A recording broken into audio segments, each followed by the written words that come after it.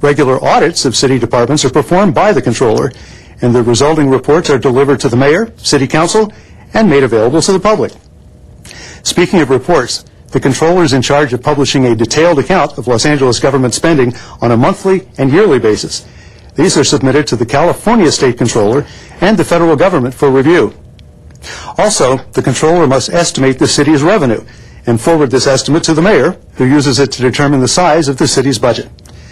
And with such a long list of responsibilities, it's hard to imagine the Office of Controller could have any more, but he or she must also act as controller for 6 major government agencies, including the Los Angeles Coliseum and the Los Angeles Convention Center. Quite a tall order indeed.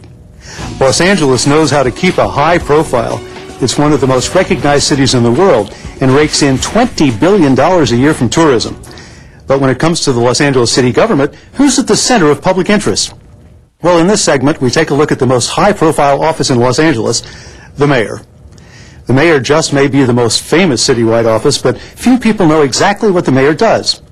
Well, the mayor is to the city as is the U.S. president to the country. The mayor serves a 4-year term with a maximum of 2 terms and is considered the executive officer of the city. Now, as the executive officer, the mayor can submit proposals to the city council and veto ordinances passed by the city council. Contrary to what you may believe, the mayor cannot pass his ordinances. But the power to veto means that his or her say goes a long way in determining the direction that Los Angeles takes. The mayor is also responsible for directing city affairs. This can include anything from greeting foreign dignitaries to ensuring various departments in the city's government work together. Sometimes the mayor even reviews complaints filed against city employees. If it's determined that a city official has acted in an unacceptable manner, the mayor has the power to remove that individual. This is just one way in which the mayor acts to enforce the city's ordinances. Well, considering what you just heard, it may surprise you to learn that the mayor's most important duty has nothing to do with ordinances or offices. In fact, the mayor's most important duty is drafting the city's budget each year and submitting it to the city council. The city council can then alter the budget and send it back to the mayor, where it's either approved or vetoed and altered further. City council rarely passes a budget unaltered, but the mayor's initial submission is always a great indicator of what the final budget will look like. Finally, no mention of the mayor's explicit duties can fully describe the importance of the office. The mayor has great symbolic power. Since his or her election is usually the most visible, the election of a mayor is often seen as a vote of confidence for the winning candidate's political platform. Because of this, the words and vision of a mayoral candidate can have a profound effect on the city's direction. Well, this concludes our special edition, Local Civics 101. We hope this glimpse into the workings and structure of your local government can help you become more empowered and engaged in the betterment of your neighborhood and local community.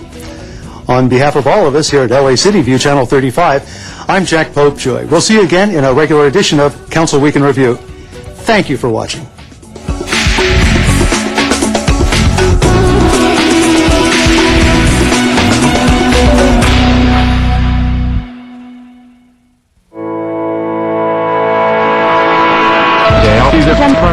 Nina, Kevin Smith, Shane, Nina Ray, Mike Balboa, Cornetta, Studio Eagle Rock, Silverlake, Mount Washington, Nova Park, Terminal, Hollywood, San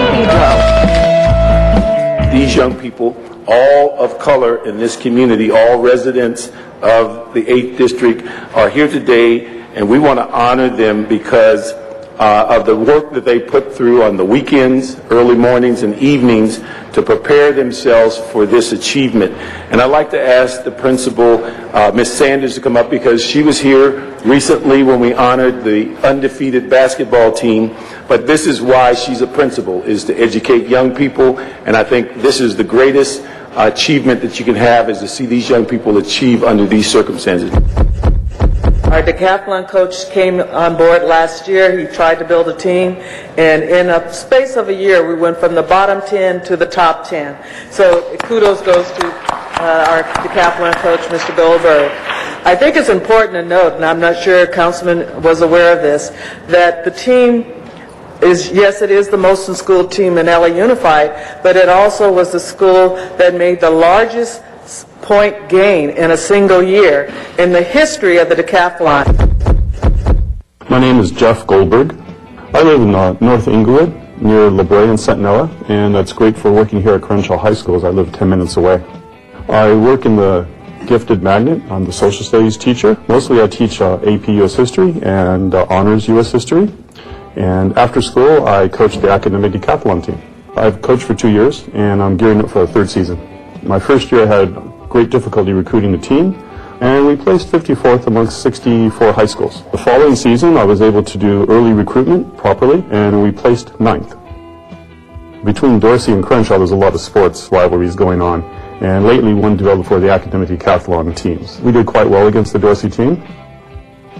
Kids who choose to be on the academic decathlon team made a wonderful choice. It's an experience they'll never forget. Studying for hours in the group atmosphere prepares the students for what a UC life will be. My inspiration for working with decathlon kids are the kids themselves. When I was in high school, I was one of those underachievers, not really pushing myself. So it's really a thrill to work with kids who are willing to sacrifice a lot of their free time to come in after school for hours and work on academics. Just by being a teacher, you sort of contribute to the life and the growth of the community. That's why I went into teaching. I want to be part of a solution.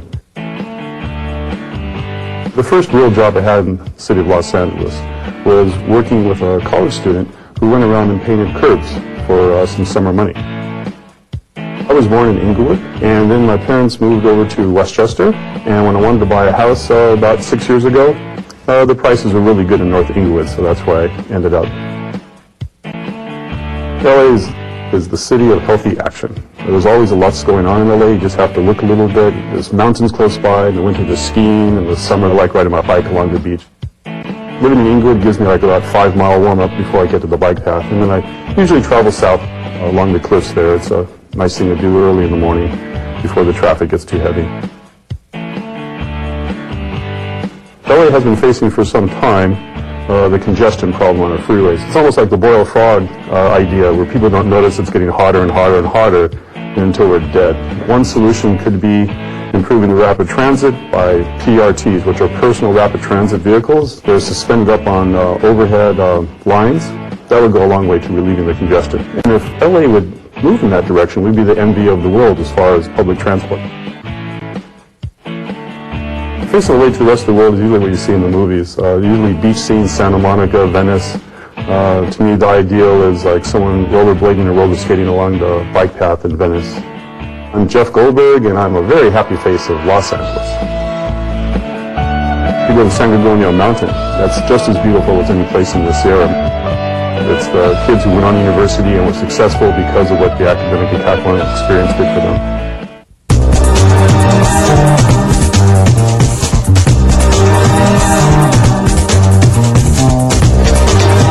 LA City View Channel 35. Your city, your channel.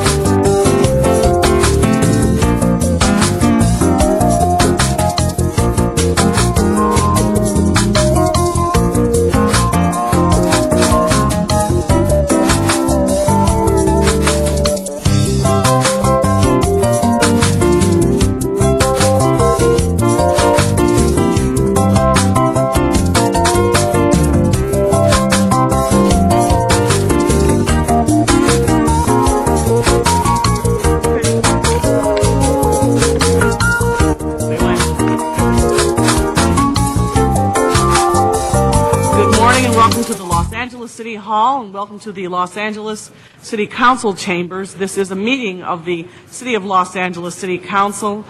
Today is Wednesday, September the 2nd, 2009. Council meets 3 times per week on Tuesdays, Wednesdays, and Fridays at 10 a.m. All meetings are open to the public, and for those who cannot make it to City Hall, our meetings are televised via cable on Channel 35, or can be viewed by visiting our website at www.lacity.org or by council phone at 213-621-CITY.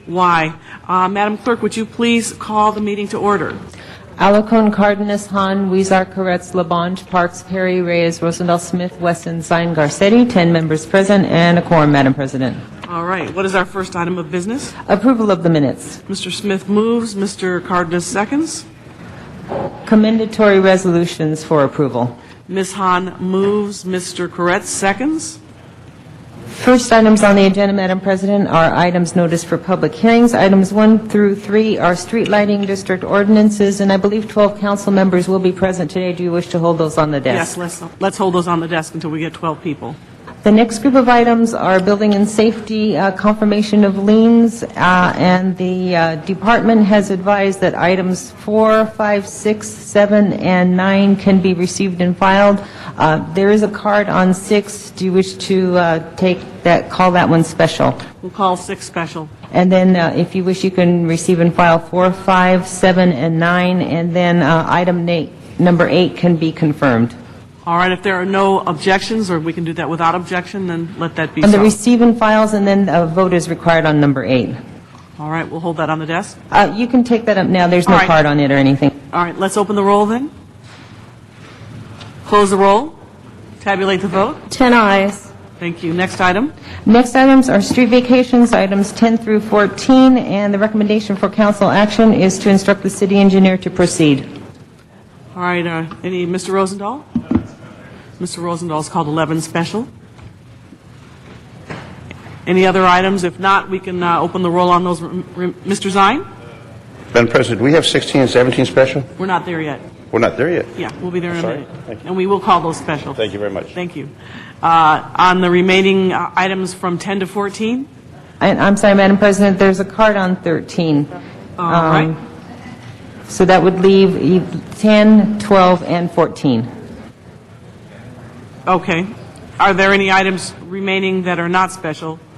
If so, let's open the roll on those. No? I'm sorry, Madam President, yes, council can take the vote on that now. All right, open the roll on those. Close the roll.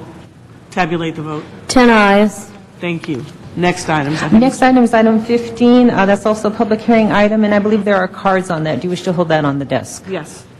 Next items are items for which public hearings have been held, items 16 through 22, and I believe 16 and 17 were to be called special. That's correct. That would leave 18 through 22. Are there cards on those items? Those have already had hearings, and there are no cards on those. Members, Mr. Cardenas. 22 special. 22 special for Mr. Cardenas. Any other specials? Mr. Smith? Okay. All right, great. Thank you. Can we open the roll on the remaining items? Close the roll. Tabulate the vote. 10 ayes. Next item. Next items are items for which public hearings have not been held. Items 22 through 48, 10 votes are required for consideration, and there are cards on 27, 28, 29, 30, 33, 44, 47, and 48. All right. And I'm sorry, Madam President, I believe there's a request on item number 46 to hold that for an amending motion as well. Okay, did that cover your concern? Okay. All right. So can you open the roll? Those all have cards, so we must call those special. Can you open the roll on the remaining items? Okay, Mr. Rosendahl called 34 and 37 special also. 47, pardon me. I'm sorry, 34 and 47 special. And I'm sorry, Madam President, 23, 24, and 25 are ordered, so do you wish to hold those as well? Yes. And again, just to reiterate, I believe, okay, you got 34 now for Mr. Rosendahl. Okay, great. Next item. Madam President, I believe council needed to vote on those. Okay, go ahead and open the roll. Close the roll. Tabulate the vote. 10 ayes. Next item. Next items, Madam President, are the closed session items 49 and 50, and there is a request on 49 to continue that matter for 1 week to September 9th. If there is no objection, we will continue that item for 1 week. And then do you wish to hold item 50 for the closed session? Yes. And that would take council back to the items called special and public comment. All right, why don't we take care of public comment right now?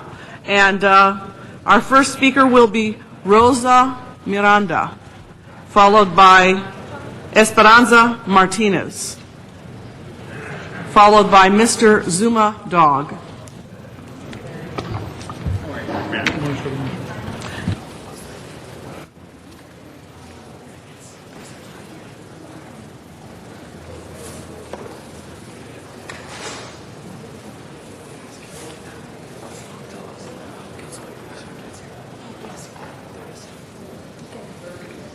Tengo una pregunta. ¿Se encuentra el concejal José Huizar? I have a question. Is Council Member Jose Huizar here present?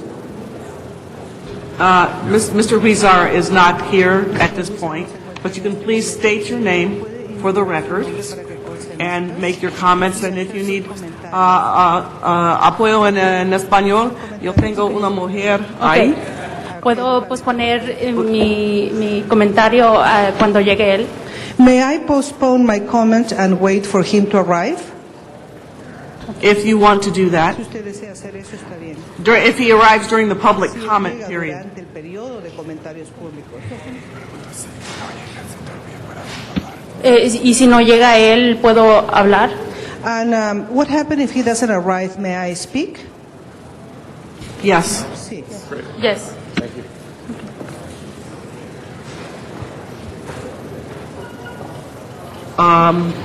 Esperanza Martinez?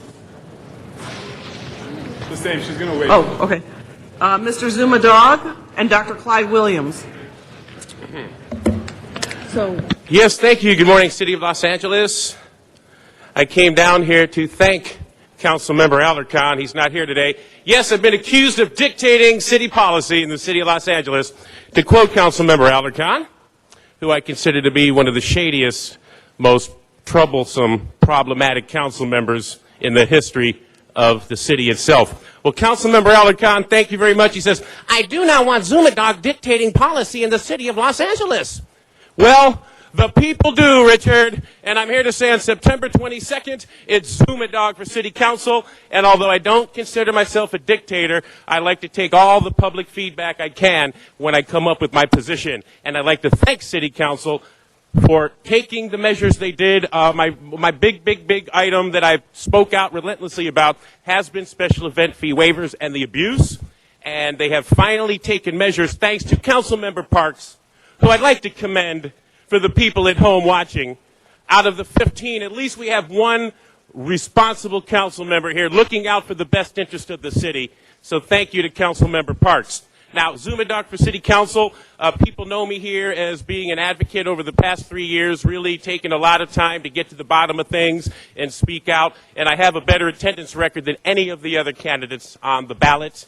my knowledge and historical perspective on day one, I am very proud of. However, I also have a history working in the radio and record industry where I've managed and operated major market radio stations, where I've had to oversee big staffs, large budgets in New York and across the country. And I'm here to say that I wouldn't have made it to New York City from Columbus, Ohio, unless I was doing a great job of managing staffs and working with people. And if I wasn't doing that, they would have nixed me, and they never would have allowed me the privilege. And I look very forward to working with the city council members. And again, thank you, Senator Alarcon. I'm not a dictator, just a public feedback machine. Thank you. Thank you very much. Next speaker is Dr. Clyde Williams. Good morning, Dr. Clyde Williams, 4115 Barrett Road, El Sereno, Northeast LA. DWP is with us today. I'm not going to talk about ECAF. Not yet, please. Outreach. The DWP has a MOU with the neighborhood councils, several of them. However, do they actually provide outreach to the neighborhood councils? In fact, the neighborhood councils can no longer attend the DWP meetings free. That is, all parking validation for DWP representatives from the neighborhood councils is no longer available. Outreach? No. Do they provide us with the information in a timely fashion? That is, at least a week before? No. MOUs. It's ineffective. It doesn't work. It needs to be revised and made really practical to the neighborhood councils. Yesterday, you reappointed a neighborhood council commissioner, and he said they need to be more positive. They need to be more proactive. However, we don't have the information.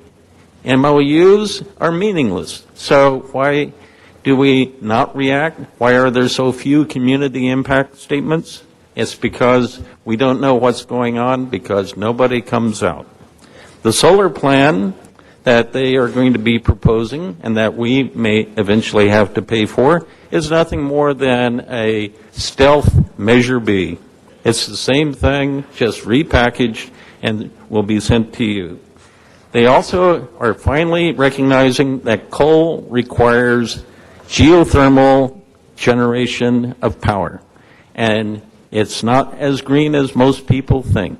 However, they are starting it. It will be much more expensive, and we will have to pay for it. Thank you, Dr. Williams. John Walsh is our next speaker. Mr. John Walsh.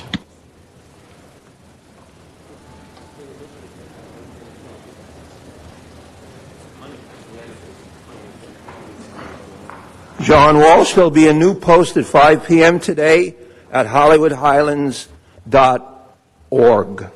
Ladies and gentlemen, I do not run for office. When I see politicians, I run for cover. Alarcon, I knew Alarcon for many years. He's deteriorating. I have never heard anybody up here make a racist diatribe the way, and I've been going to these meetings before there were cameras, when you used to read the newspapers up here, and over in the other building. For 20 years I've been going. A racist diatribe against a black man named Michael Hunt. It was disgusting. I'm sorry that I didn't, and Mr. Wesson, you weren't here. I want you to listen to that.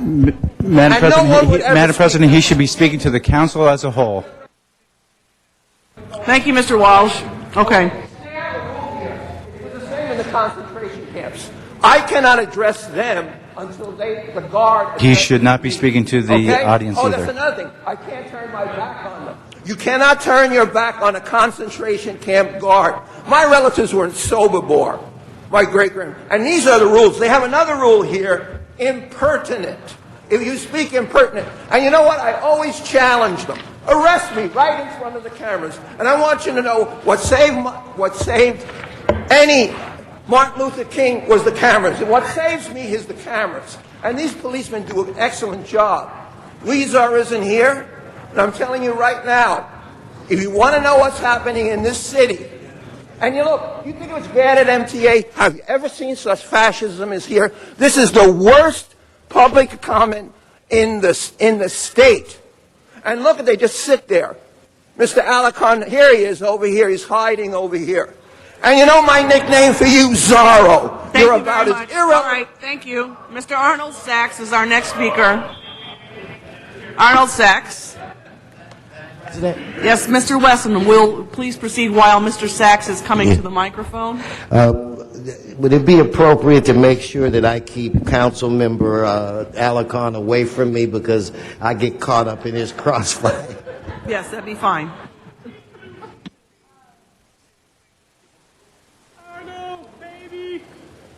Good morning. Thank you. Arnold Sachs. Couple things. This is for the public. I hope you pay attention. Maybe you need to review the last meeting that was held before the council went on its 2-week vacation. In that meeting, part of the discussion related to the special waiver fees that have been constantly talked about and brought up in front of the council. One of the council members said, what exactly are we voting for? Another council member said, how much is a block party fee? For 2.5 years, they've been rubber stamping these special event fees like Pez candy. All of a sudden, they decide to get a glimmer of a thought. The idea is, if they don't know what they're voting for, if they're rubber stamping these items without any care or concern about the costs, then it's time to bring in some new leadership here. I don't live in LA, but I would highly recommend a vote for David for the 2nd District. This is as bad as it gets here. It's only going downhill. Make some changes, bring some alertness to this council, and vote David into office. The worst thing that can happen is you can remove him. The best thing that can happen is he can light a fire under these people's butts and get some action for the city, the people that live in the city, not the people that have the deep pockets. Thank you. Thank you. Next we go to the San Fernando Valley to Soledad Garcia. Okay, I'm sorry, San Pedro for Soledad Garcia. I am in San Pedro. Thank you. My name is Soledad Garcia, and I am here in San Pedro. Public comment. I, too, would like to address the issue of DWP now charging and not validating the parking at the building. In the prior years, the neighborhood councils and those who were making presentations were always, their tickets were always validated. This is something that came about. I saw it yesterday for the first time, and I was told that they would not validate. In the most recent past, the lot was open to neighborhood councils and to the public who wished to make presentations before the Board of Commissioners. Then they stopped allowing neighborhood councils and people interested in making presentations to park on the lot. It was impossible then to even try to make any type of communication with the board. And with yesterday's policy of not validating even those of us who could get in, it makes it very, very unfortunate for those people beyond myself who would like to be there. I would think that the Board of Commissioners, just like the City Council, should be very interested in receiving input from the community and from the public. After all, DWP is a municipal agency, and the owners are the ratepayers. Thank you so much. All right, thank you very much. Next to Rick Knight. Madam President, just what's the protocol here? The Speaker made a comment that they're no longer allowing people to park at the Department of Water and Power to go to public meetings, which I think is wrong. I know Ms. Hahn thinks it's wrong. I think many of us, everybody thinks it's wrong.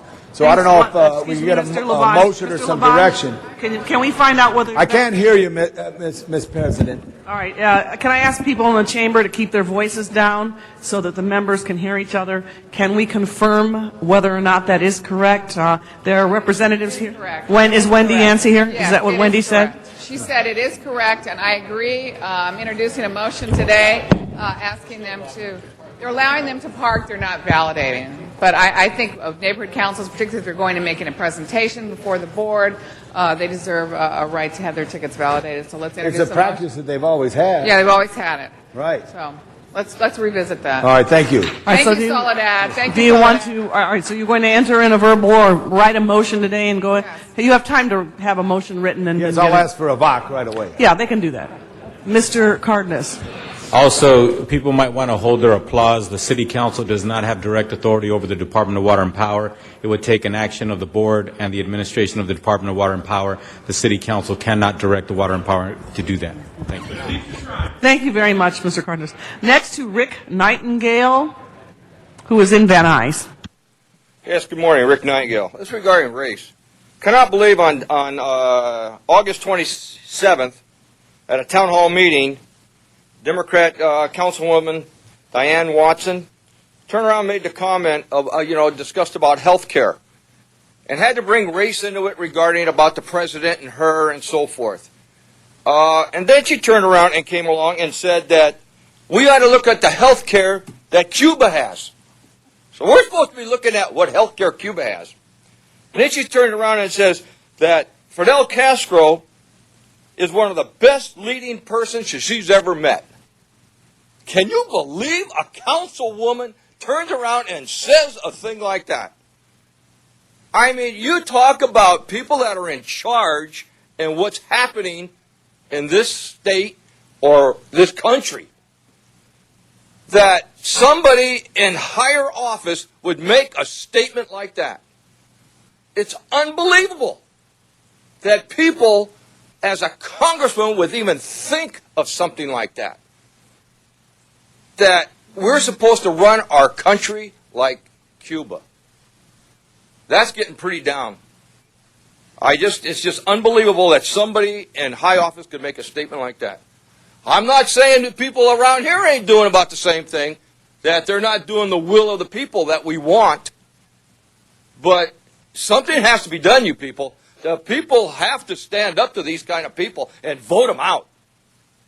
Just vote them out, because look what's happening with this health care thing and so forth, and what they want to do. For a few people, and I want to say few because they say it's 30%, but it's only really about 10%.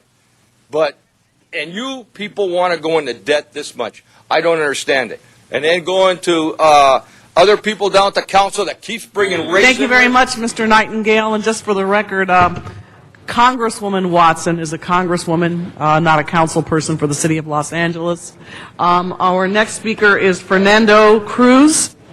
Fernando Cruz.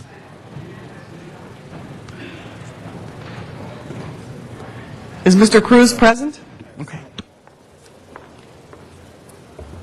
Good morning, members of council.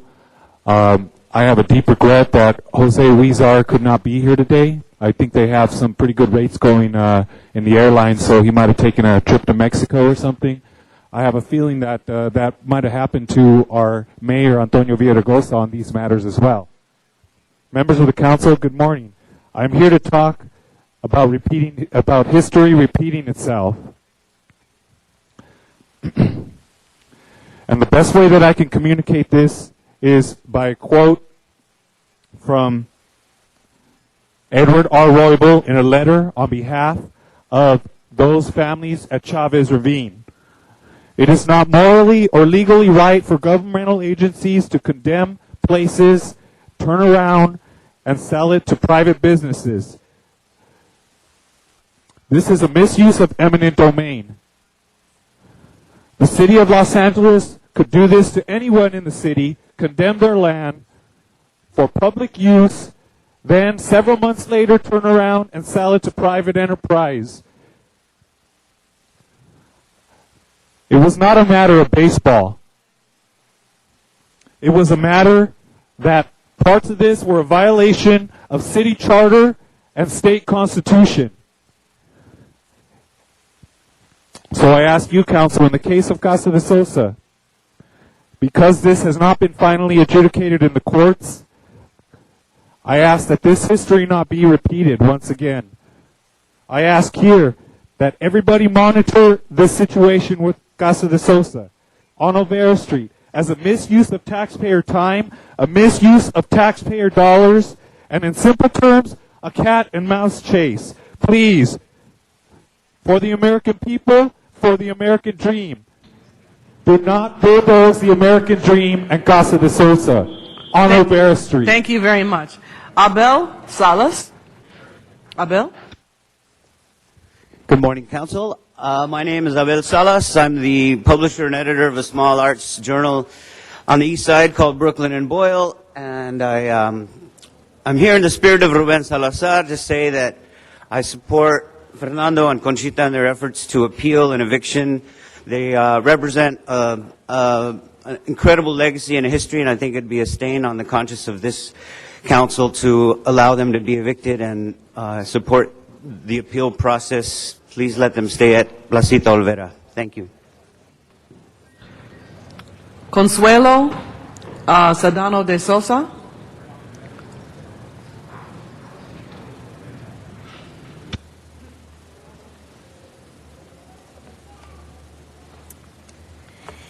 Good morning. My name is Consuelo Sedano de Sousa. My husband was Antonio Benjamin Sousa. And here, can you put the volume up, please?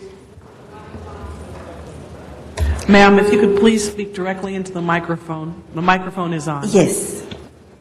I thought. Okay. My name is Consuelo Sedano de Sousa. My husband was Benjamin Antonio Sousa, owner of Casa de Sousa, since a long time. I come before you, because Los Angeles looks up to you as the able leaders and just decision makers. I must say that I have been out of Casa de Sousa, out of contact with Casa de Sousa since 1997 when my husband became ill. When I want to come back because of my doctor's concern of my health, I come and I find that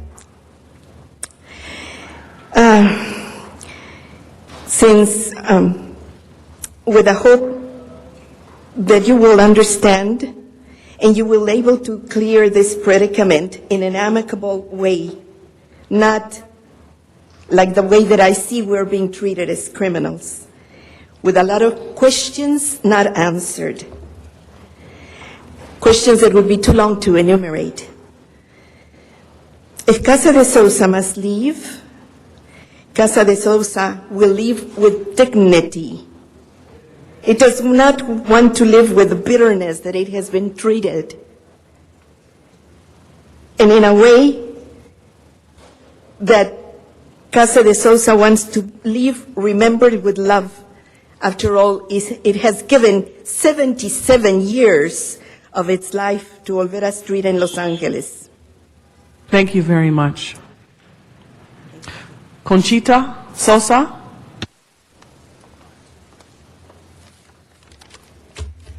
Good morning, members of council in the city of Los Angeles. I am Conchita Sosa, co-owner and operator of Casa de Sosa, which has been on Olvera Street for over 60 years.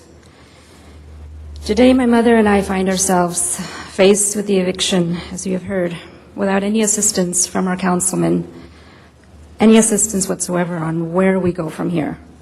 Why? Can anyone here tell me why? Why my mother and I are going through this? And why, after on several occasions, we have offered the money and proposals for the future of our business on Olvera Street, all have been rejected by the Pueblo Monument Authority. No one can say why. Our councilman apparently knows the facts, but yet has not sat down with us to dialogue with us in person. And again, I do not see him here. We have the money. I have it right here.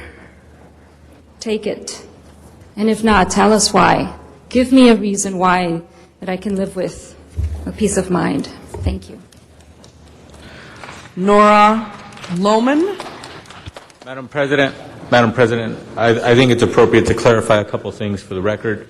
First of all, Mr. Huizar is not on the record of being present at the moment, so it's not like he's acting like he's here and not here. He is not here. He has not been on the roll either. So, and secondly, what we are doing right now is general public comment. So they're speaking to something that has to do with Jose Huizar's district, but this is not an agendized item. So it's not like this was agendized and then the council member of that district chose not to come and listen to this matter. This matter was not agendized for today, and that's one of the reasons why in general public comment we can't even say much to somebody when they do bring up items that are not agendized. So this is a non-agendized item that they're speaking to. Thank you very much for the clarification, Mr. Cardenas. And it is my understanding that Mr. Huizar will be here in just a few minutes. Ma'am, please proceed. Thank you, Mr. Cardenas. I'd just like to note that I spoke with the person at Councilman Huizar's office yesterday, and he said that he actually would be here. My nephew, a former gang member and a troubled teenage parent, finally summoned the courage to submit a drawing to Conchita and Roberto for the Day of the Dead festival they do each year. That was a year ago, and I believe that the acknowledgement he received from these two artists and others who saw his work at their cafe gallery gave him the confidence to accept a job painting motorcycles in Arizona and then to become an art teacher at a community arts center. A well-known political artist recently credited Cafe Casa de Souza with getting his career in the art world started. These are individuals whom have been helped artistically and morally by Cafe Casa de Souza. But what about the LAUSD class they did a pilot program for last spring?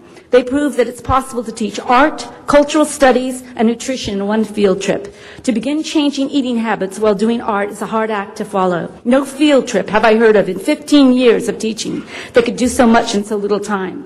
So how about showing the 200,000 person strong Native American community that we appreciate the blessing they gave Casa de Souza last July? Small business people, teachers, artists, children, and at least one elderly couple came to their feet thundering applause after a mother and daughter acknowledged all four directions in a beautiful dance, then brought out others to sing, then issued forth many prayers in their native language. As the city has done so much for the Southwest Museum, how about having one place in Los Angeles where the many tribes of America feel comfortable meeting? In an article I dropped by the mayor's office recently, a well-known Latino artist credited the mural painting he did in East LA with keeping him out of a gang. You have two artists here with a gallery studio's tight setting, and they already feel comfortable working with kids. I'm pretty sure this is what the president would call a shovel-ready job. Allow our children and the broader community to enjoy and discover this cultural gem. Thank you very much, ma'am. Just let me finish the sentence. Superintendent Cortinas recently announced that he made no cuts to the arts. Aren't we lucky? Casa de Souza has a low-cost, high-value field trip waiting to happen. Thank you. Mr. Matthew Dowd.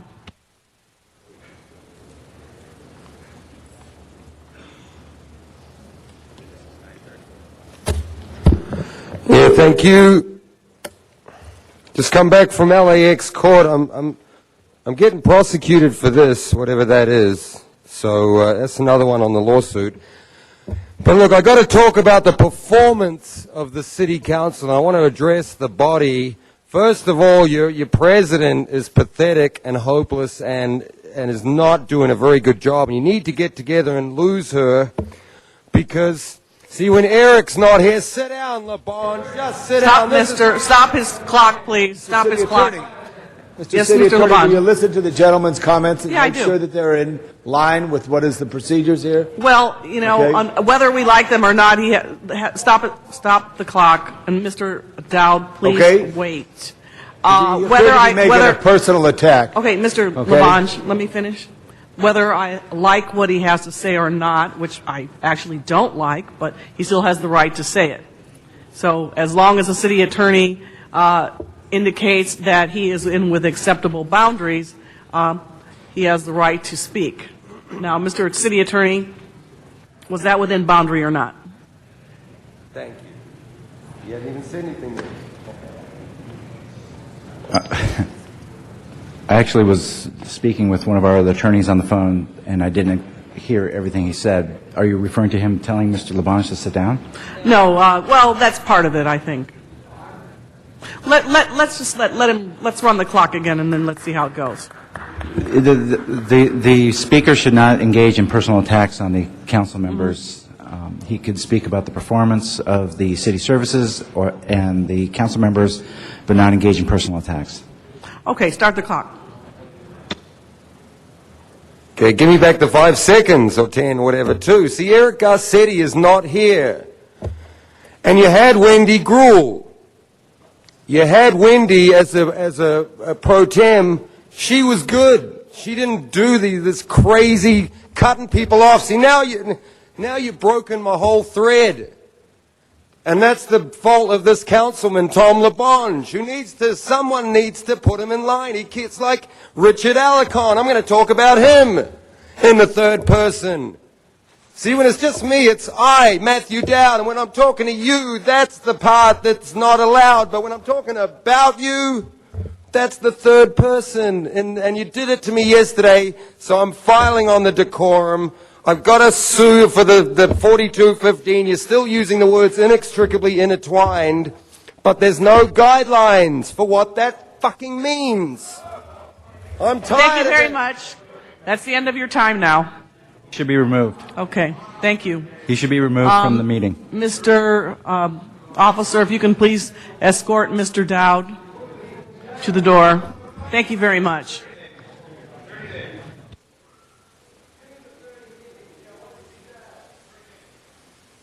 It's within the council's discretion to ban him from attending or from speaking. He can attend the meetings, but he can't speak for a certain amount of time. In the past, it's been 3 days. Then, since the new council rules, council can ban him for up to 30 days. Would someone like to make a motion? I make a motion for 30 days. Is there a second?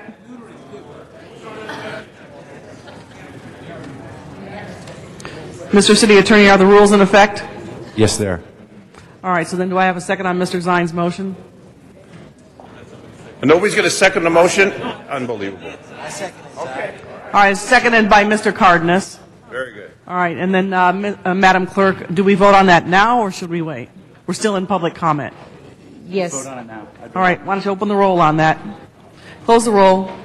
Tabulate the vote. 11 ayes, 1 no. Thank you very much. Esperanza Martinez.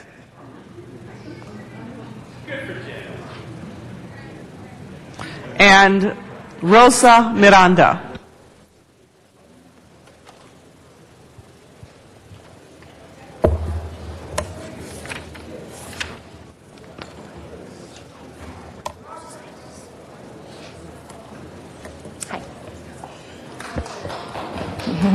Good morning. My name is Esperanza Martinez, and I'm lead organizer with the Bus Riders Union. And we come here today to present results from a survey where we asked bus riders to grade MTA bus service.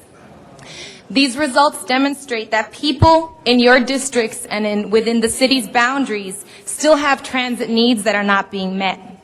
As the mayor speaks to creating the greenest city in the nation, he sits on a board that is moving in the opposite direction.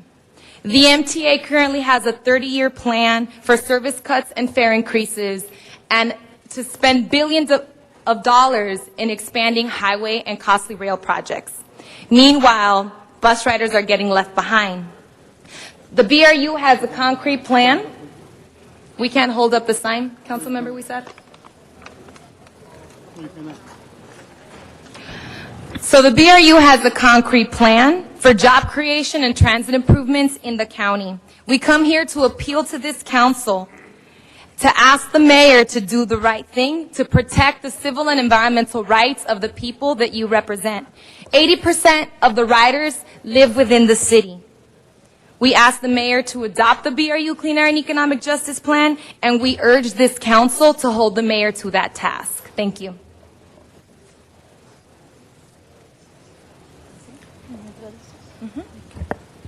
Buenos días, mi nombre es Rosa Miranda y soy miembro del Sindicato de Pasajeros. Good morning, my name is Rosa Miranda and I am a member of the of the union, of the Riders Union, Bus Riders Union. Concejal Huizar, estamos aquí para presentarle más de 1,200 tarjetas postales de pasajeros que evaluaron el servicio de autobús de la MTA. Councilman Huizar, we are here to present to you more than 1,200 cards that were written by riders of the bus. Estas tarjetas colectadas en su distrito contribuyen a la calificación de la MTA que muestra que el servicio es pésimo. Y We collected 1,200 cards that show that the service provided within your district is very bad. Y resalta la insatisfacción de la clientela en el autobús, cual es la mayoría de la MTA. It shows the lack of satisfaction of the bus riders. Como director de la misma y representante del área con población de personas dependientes del tránsito, necesitamos que proteja el 20% de la medida R y designado para mejorías en el transporte. As a director and representative of your area, we need you to protect the 20% of the measure R in your area. Actualmente, el debate público de la mesa directiva de la MTA está centrado alrededor de la expansión de autopistas y rieles y no incluye a las necesidades de la población de pasajeros de autobús latinos y negros. Yeah, actually, what they're doing, the public debate is about the rails and the expansion of the freeways, and it's not protecting the riders, especially minorities, Afro-Americans and Latins. Yo cada día estoy organizando en el área de Boyle Heights con personas que expresan su frustración y enojo. Every day I'm organizing in the area of Boyle Heights with people that express their lack of satisfaction. A las condiciones que describen como el tener que esperar más de 1 hora por un autobús y cuando finalmente llega está lleno. Lack of satisfaction of the conditions when they have to wait more than an hour, and once the bus arrives it is full. No debe de haber pretextos. Los pasajeros han hablado y usted se ha mantenido en silencio. Por su parte, concejal Huizar, ¿está usted dispuesto a ser el campeón de nuestro plan del sindicato de pasajeros? There shouldn't be any pretext. You know, we need to know if you could be our champion of the bus riders, and protect our rights. Queremos su respuesta. We want your answer. Thank you very much, ma'am. And we would like to make a correction that was 20% of Measure R funds, not 30. Thank you very much. I think you have one more speaker. Who do we turn the report cards into there for? The officer will take them and distribute them for you. Mr. Rosendahl. Just a comment, as I mentioned to the bus riders, I'm now the chair of the Transportation Committee, and I've asked to meet with them all and to discuss their issues. I find it very compelling that we are one of the cities with 1.4 million people who ride our buses in the county, and we need to do more about buses, and I certainly appreciate their energy here, and I look forward to working with them on giving the bus riders the support they need going forward. Thank you, Madam President. Thank you, Mr. Rosendahl. And again, the officer will take your poster and your report card and distribute that. Thank you, sir. All right, that marks the end of our public comment period. So, Madam Clerk, what is the first item before us? Madam President, you have 12 council members now. Would you like to take up the ordinances that were being held on the desk? Yes. And those were items 1, 2, 3, and 23, 24, and 25. All right. Let's see. Members, does anyone wish to make a comment on that before we vote? If not, can we vote on all of those collectively? Yes. All right, fine. Let's open the roll, close the roll, then tabulate the vote. 12 ayes. Thank you very much. Next item. And Madam President, item 13 had a card on it. The speaker withdrew his card, and that can be voted on right now. And that is an instruction for the city engineer to proceed with a street vacation. All right, please open the roll on that item. Close the roll. Tabulate the vote. 12 ayes. Close the roll. 12 ayes. Okay, you got it. All right, great. Next item. Next item, Madam President, item number 6, call special for cards. Mr. Zuma Dog. Yes, thank you. My name's Zuma Dog. I'm also known as David Salzberg, and I'm here as a candidate for Los Angeles City Council in Valley District 2, and where there's an election September 22nd, and I ask for your vote. And so something that is important to me representing that district, this is about building and safety, and there's a lot of lanes today on the agenda, building and safety. Now, that could be either good or bad for the community. because the way building and safety works at two levels. One is a retaliatory body that goes out and, tags up the mom and pops with all types of compliancy issues and things they have to do until they can no longer keep up, and then, they lose the property, and then it's taken over by Richard Alarcon's favorite developer, okay? Or it can be used for what the community wants, which is when there's somebody with blight or problems that you can call and make complaints, and then building and safety can come out to take care of the situation in the district for the constituents. However, I understand it's a long, arduous process until these complaints make it to the city attorney's office. So hopefully what I'm saying, Carmen Tutanich, endorsed by Zumadog, elected by the constituents, sent to do the people's work. I hope that this slew of building and safety liens are against the people out there who are violating code in the city. And here we have Nooch sending them out Madam President, this is a protest for this proposed lien. Stop this time, please. Yes. Go ahead, Dion. Please clarify. He's way off topic. All right. Okay, well. Mr. Dog, you can please get on. I'll bring it back, but I'm not on topic, but what I just did I used this one item to talk about the host of them today. So let me just say, I hope that this one single item that is being enforced by building and safety is because Carmen Tutanich's office is finally doing what he was elected to do, which is get out there and start collecting the money of the people operating non-compliantly and then start to raise some money for the people. Thank you so much, and remember, I've been accused as dictating city policy in the city of Los Angeles, to quote Richard Alarcon, and I'm not a dictator. I merely take in feedback and represent it here. Zumadog for City Council. Thank you. All right, there are no more speaker cards on this item. No members in the queue. And Madam President, I'm sorry, just for the record, this is going to be received and filed in as much as the lien has been paid. So there's, if council just wishes to do a unanimous vote on that would, if a vote isn't necessary. All right. If you'd open the roll, please. Close the roll. Tabulate the vote. 12 ayes. Okay. All right, next item. Next item is item 11, and that was called special by Council Member Rosendahl, and an amending motion has been distributed to the council members. Mr. Rosendahl. Thank you, Madam President. I'd just like now to put it back in consent. It was a technical amendment that needed to be done between the person and the city. So if we could now circulate that amendment and move on that. Has the amendment been circulated, Madam Clerk? Yes, it has, Madam President. All right, everyone's had a chance to look at it, so then can we open the roll? Close the roll. Tabulate the vote. 12 ayes. Thank you very much. Thank you, Madam President. Thank you, Mr. Rosendahl. Next item. Next item, Madam President, is item number 15, and that was called special for cards. This is a finding of public convenience or necessity in Council District 1, and a motion is required to either grant or deny the application. I'll wait for you.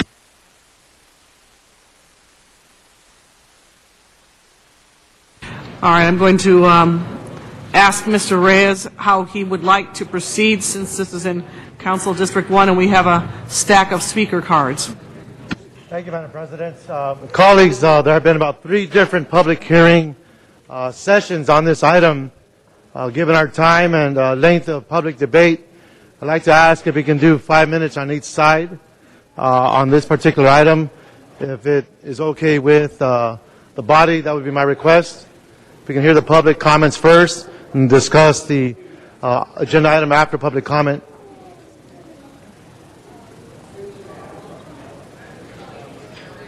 I'm not sure.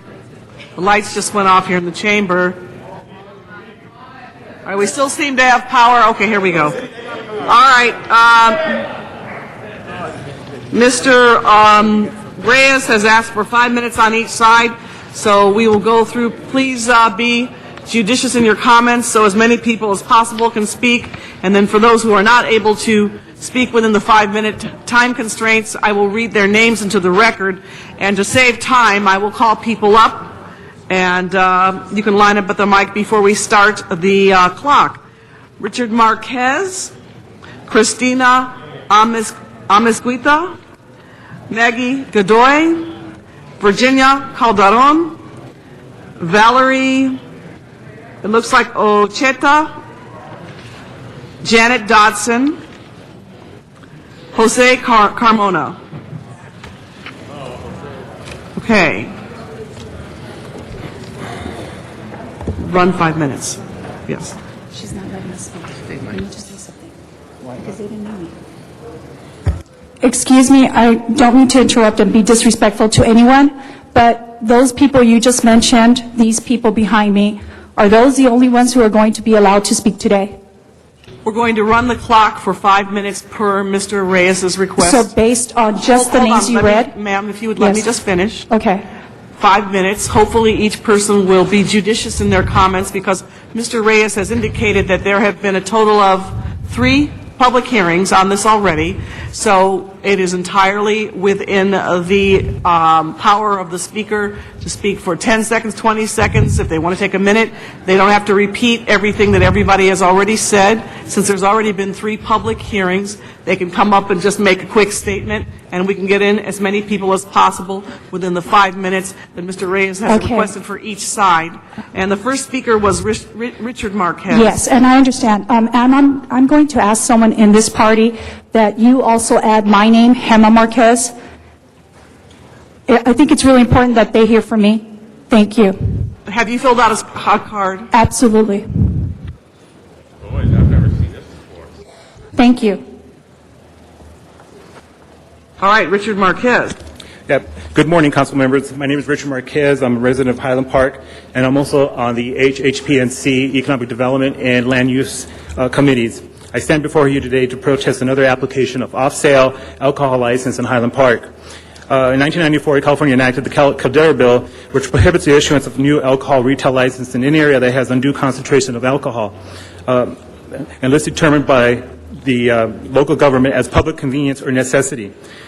This determination is to be made by the local governing body, in which the definition of local governing body is not clarified at the state level. The Historic Highland Park Neighborhood Council has voiced its opinion on this matter and has voted against it. The HHPNC, under due concentration, the HHPNC has realized that the main argument we looked at was the crime factor and the undue concentration factor. Highland Park is classified by the ABC as high crime, meaning the area is 20% above the average in the county. We have a gang injunction against 2 gangs, the Highland Park gang and the Avenues gang, and just 2 weeks ago, a young man was shot twice in the face over on Figueroa in front of the Burbank Junior High School. Crime is down in the northeast in general, but on the Monte Vista corridor, the crime seems to be steady as usual. The second factor in undue concentration is proliferation. There are 6 existing off-site licenses in this tract. The tract number is 1838.10, in which 3 are allowed for the census tract. There are also 7 on-site licenses in this tract, which are on-site alcohol licenses, and 4 are allowed. There are many markets within Highland Park that do sell alcohol and some that don't. And the ones that don't do economically survive. The community has voiced their concern on this issue, and we depend on the City Council to make a responsible decision on this matter. Thank you. Thank you very much, sir. The next speaker is Cristina Amezgueta. Hello, I am the neighborhood watch captain of my block. I live within 500 feet from La Tropicana, and I'm asking you today to please make a decision not based on tax revenue or public convenience or job security, but to make a decision that is in the best interest of our community, that will help develop and cultivate youth that are going to be productive members of society and not alcoholics. Thank you. Maggie Godoy. Good morning, everyone. I'm so happy to be here. And with all due respect, I would like to address this issue, especially to the people or the council persons that I work very hard for you guys to sit in those seats. And Mr. Parks, Mr. Lavange, Mr. Wizard, Ms. Hen, Mr. Cardenas, and Mr. Alarcon, Mr. Reyes, Ms. Perry. I work very hard for you guys to be elected in this position, and I honor you to have you sitting here. But I also encourage and I urge you to take a look at this item where we are making a decision that is going to affect especially the kids. And we don't need any more alcohol. We sure don't. And Mr. Reyes just spent 45 minutes at my house the first time you run. And I remember that you said that you were going to try to bring safety to our community. You have worked very hard. I should say that you've been very good on it. So just keep it that way, please. The captain has done a tremendous job. The crime has gone down. But we do not need more alcohol in our streets. We are losing a lot of kids. And I urge you, please, to think, touch your heart, and the rest of you guys too. Thank you so much. Thank you very much. Virginia Calderon. Good morning. As a parent, Virginia Calderon. Go ahead. Okay. Hi. I just want to say also that, we don't need more alcohol. We don't need more kids killed. We need to be working more proactive in our schools to make it better. I'm talking about children with special needs, and those children go to Monte Vista during the summer. We don't need more crime around our area. Thank you. Gemma Marquez.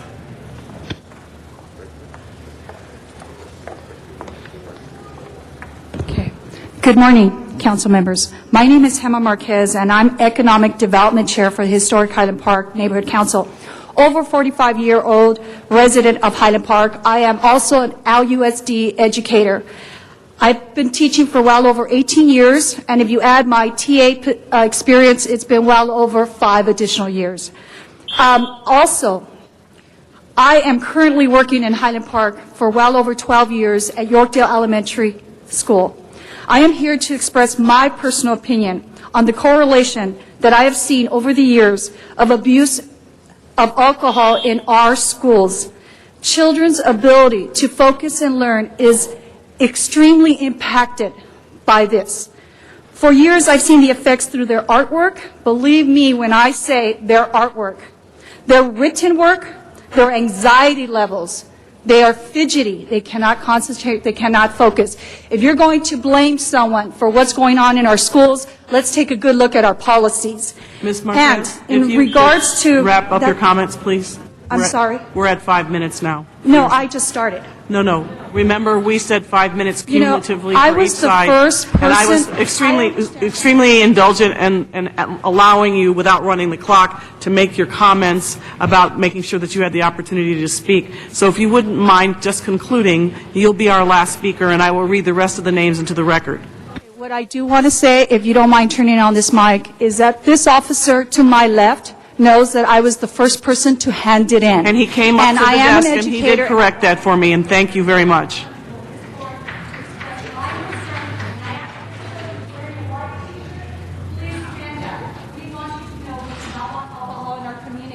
Thank you very much. Thank you very much. Let me read the names of the rest of the people who are opposed to this proposal into the record. Valerie, I think it's Oreta, Janet Dotson, Jose Carmona, Pastor Randy Carrillo, Dr. Clyde Williams, Irene Alanis, Dr. Stanley W. Moore, and Mr. William, it looks like William Kruver. These are the individuals who are against this proposal, and now the proponent's side will be given 5 minutes also. And I will read their names, and I would ask you to line up. Don't start running the clock until the people are at the lectern. Rana Redfield, Tina Hamilton, Gustavo Gonzalez, Jessica Benton, Hugo Frugoso, Jorge Gomez, Alice Fierro, and Sandra Lopez. And again, you'll be given 5 minutes total to speak. Please use your time wisely so that each person in the line has the opportunity to speak. As Mr. Reyes has said, there have been 3 public hearings on this matter already. And I would just urge people not to repeat what the previous speakers said, and try to give everybody the chance to speak. And if we run out of time, I will read their names into the record. Okay, so go ahead and start the clock. Thank you. Good afternoon. My name is Reina Cilian Redfield. I own and operate La Tropicana Market. I just passed over some packets for you, and these packets include letters from members of our community and stakeholders who are in support of our application, along with copies of a petition that was gathered by members of our community in support of La Tropicana. I've invested the last 6.5 years of my life and a lot of money, of which most is debt, into La Tropicana. When I took over the store, it was nothing more than a rundown place that provided chips and soda. It was covered with graffiti and had metal bars all over the windows. The corner was dark and filthy. Since I took over, the graffiti no longer exists, the bars have been removed, the sidewalk is clean, and bright lights have been installed and are kept on all night. La Tropicana Market today is a full-service market providing produce, meat, groceries, and there is also a juice bar and a deli that provides healthy meals and drinks, along with many other services. The only thing that is lacking is the beer and wine, something which my clients ask for on a daily basis. La Tropicana Market is a positive part of our community, and we need your support. In these tough economic times, survival it's tough, and we need this. So we appreciate your support. Next speaker is Tina Hamilton. Thank you, Council. My name is Tina Hamilton. I've been a resident of Highland Park since 1970. I've lived on Avenue 52 since 1976. I've seen the operation of the market that used to be there on a lease for 25 years, and they never had any problem with their liquor license. I've watched Reina grow with her store for better than 6.5 years. I had someone work for her, and the store has been improved, and the people on that street and in the neighborhood do appreciate what she's doing, and I hope that you will consider giving her the license. Gustavo Gonzalez. I'm here in support for La Tropicana Market. That, as Reina said, that I don't want to repeat it, but that place was pretty ugly. It was dark, and lights do deter criminals. There's no graffiti. She takes care of it, and crime has really gone down in that area. It's been down for the last 4 years, and it doesn't seem to be going up anywhere. And she really helps that community a lot. She has food. She put a water dispenser there. There's all kinds of stuff, and really alcohol is needed in that area. I don't know for what, but people have parties and family gatherings and stuff like that. She also has a meat department and everything, so it's not just, they're going to not only go for beer, they're going to go for various other reasons. Thank you. Jessica Benton. Hugo Frugoso. Oh, I've been living there my whole life, and that store, there is a big change there. It's nice. You walk in there, you have shakes. You go buy chips, everything. And if this store needs this license to thrive and survive, then let them have it. I mean, you see all the kids in the neighborhood walking in there, having fun, smiling. They go there because they like the store. The people, Reina's a nice person, and it's a good change in a positive way for our neighborhood. Thank you, and please let them have this license. Jorge Gomez. Hello, members of the board. My name is George Gomez. I'm an employee and a proud customer of La Tropicana Market. I've been shopping there for about 5 years, been working there too. I think this will really help business grow, to provide everything in one single spot for people who don't have to travel so far, because a lot of our customers don't have cars and they can't walk with carrying all their groceries. So having everything in one place will make everything easier for everybody. Mostly people are family people. It's a family store. We're not planning selling single beers, but we're saying, we're trying to make it for, we won't have bad customers in there. We're trying to make the store a better place, and we're trying to make our community a better place. Thank you. Alice Fierro.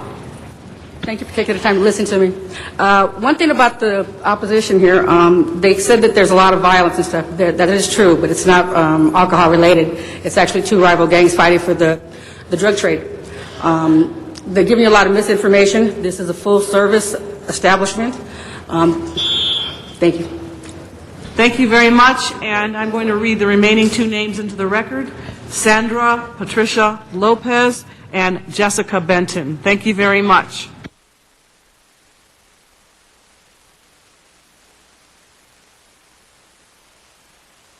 Siento hablar mi inglés. Yo lo único que tengo que opinar son 3 cosas. La Tropicana no...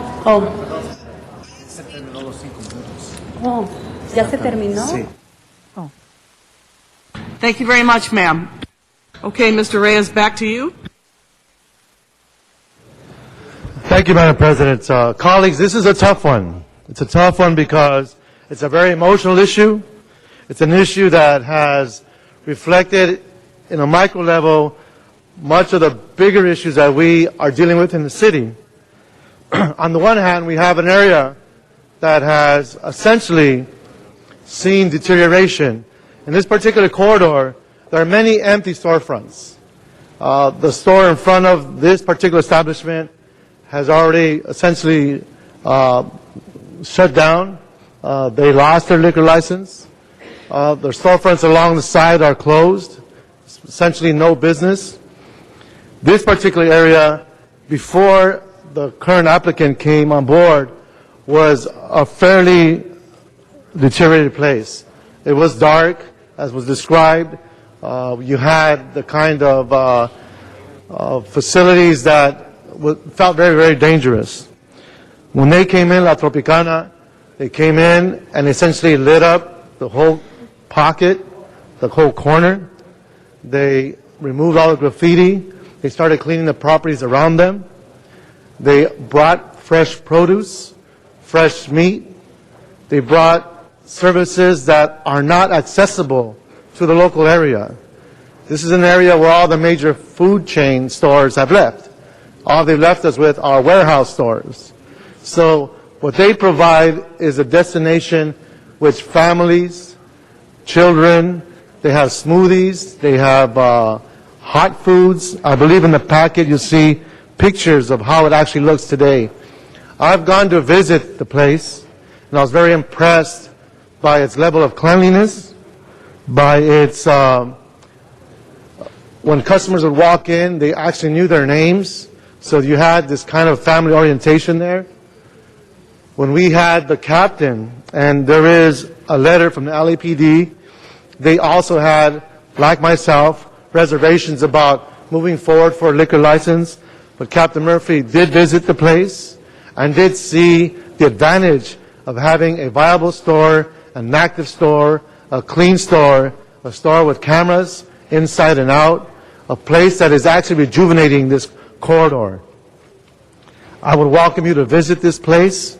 I have gone through many, many applications, but the majority of them we do not support because of all the reasons you've heard from the first row of speakers who are against this establishment. But once you enter the place and you see the big change and the positive impact this facility is having, this store, a grocery market, something we direly need, I have come to change my mind and want to support them. So they've put a lot of resources into this. From a community point of view, we do need some positives. We need some very bright signs that say Highland Park is a healthy place, a good place. The conditions here are a page long, or a quarter of a page, on the second page of the captain's letter in support. So you can see that has been tightened up to a point where we are taking every precaution to essentially make sure that this does not go awry. We can't afford it. So again, I ask for an aye vote in support of La Tropicana, a grocery market of full service, and I welcome any questions. Thank you, Mr. Reyes. Mr. Cardenas? Mr. Reyes, if you don't mind, I'd like to ask you some clarifying questions. So this is currently a market, and basically this is what is called an off-site sale, right, of liquor. So it's not like it's a market that wants to start acting like a bar, where people are not going to be consuming alcohol on the premises. So if they buy their bread and their eggs and a six-pack of beer or something like that, they put it in the bag and they take it away with them, correct? Right. I mean, when people come in, they can order fresh meat, their pounds of carne asada to have their barbecue, and they can pick up their six-pack to go along with their carne asada. I mean, it's the ritual that occurs. And the stores that left the community that you referred to, the full-service markets, they, by and large, had off-site licenses as well, right? Exactly. So basically, this would allow the community members, it sounds like people who shop here don't come from 5 and 10 miles away, they tend to come from the immediate community.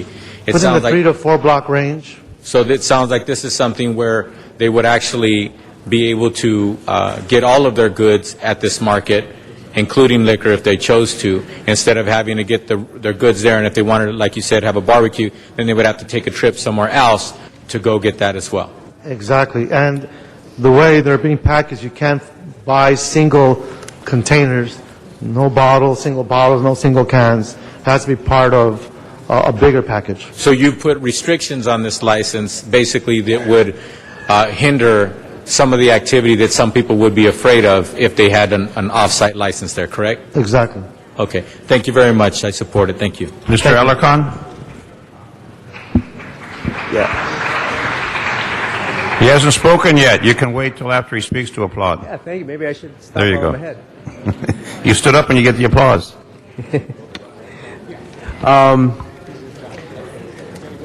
As a former board member, along with Dennis Zine, former board members of Mothers Against Drunk Drivers, Los Angeles, we take these matters very seriously, and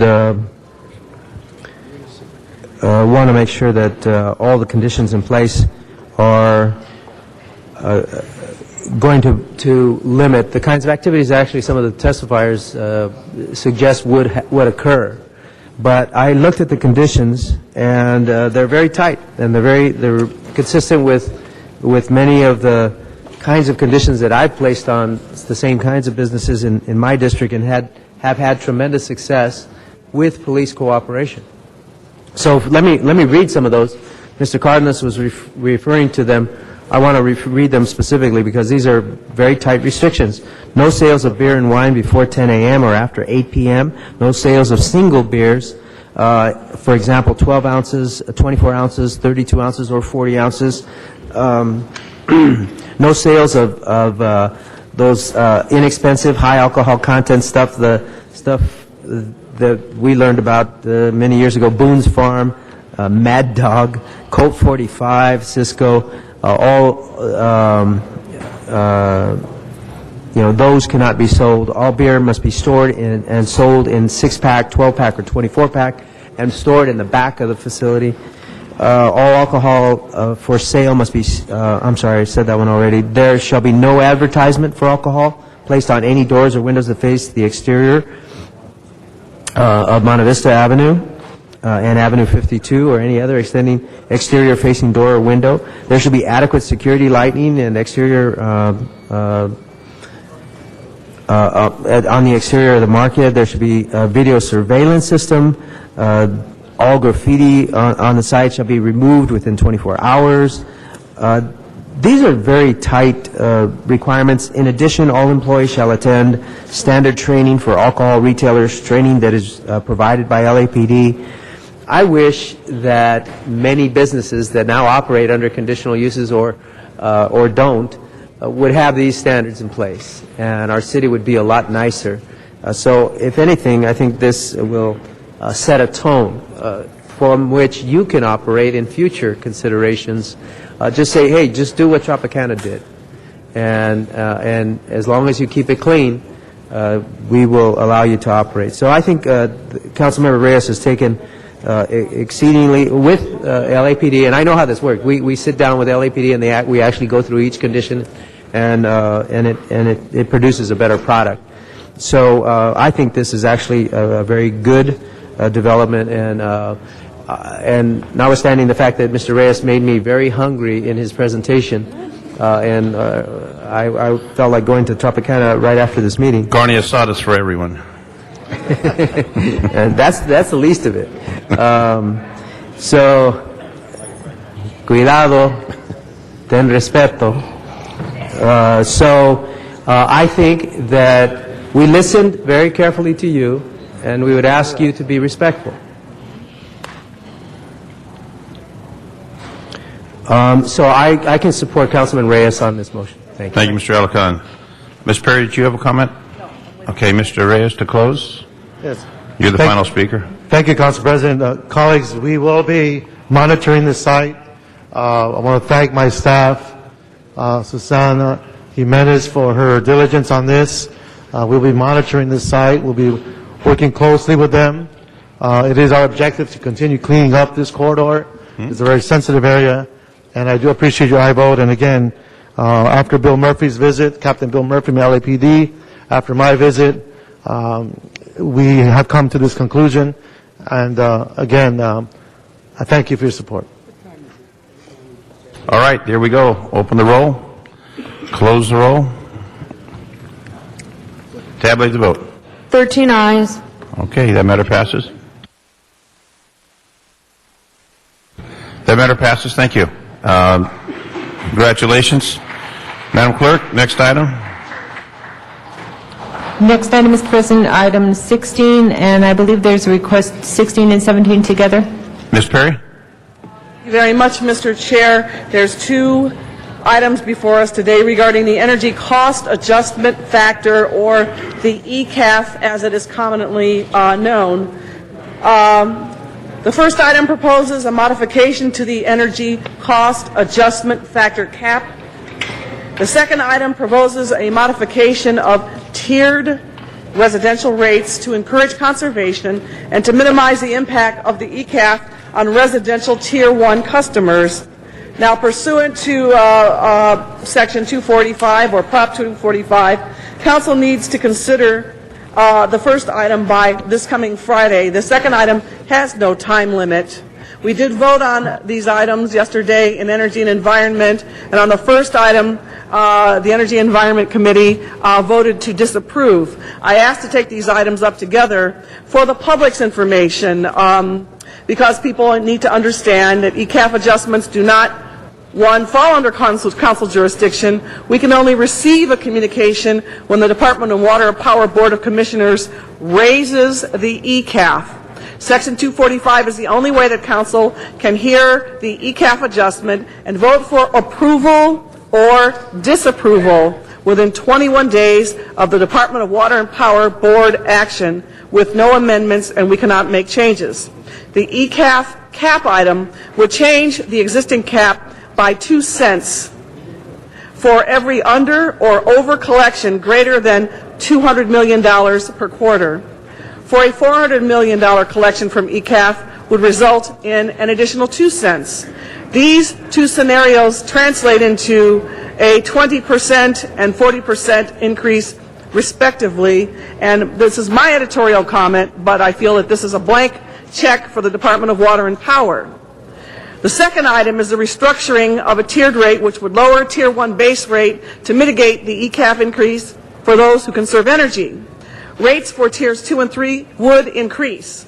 Although this is a conservation effort, there is a lack of equity here for Valley residents and residents who live in hot zones on both sides of the hill, and I think we've had that demonstrated to us before when we had a discussion on rate restructuring on power rates, and we had a map, and it was quite educational because it showed that there are hot zones on both sides of the hill, so we need to be concerned about that. I know we all want to reach our renewable energy goals, but we need to come up with an equitable way, one that is much more forthcoming to the public.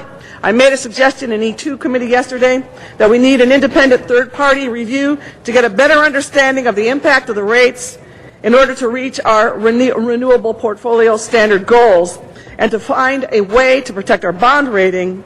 And for that reason and the reasons that I have stated, I am hopeful that we will agree unanimously to send this back, both 16 and 17, and tell them to come back to us with a better proposal.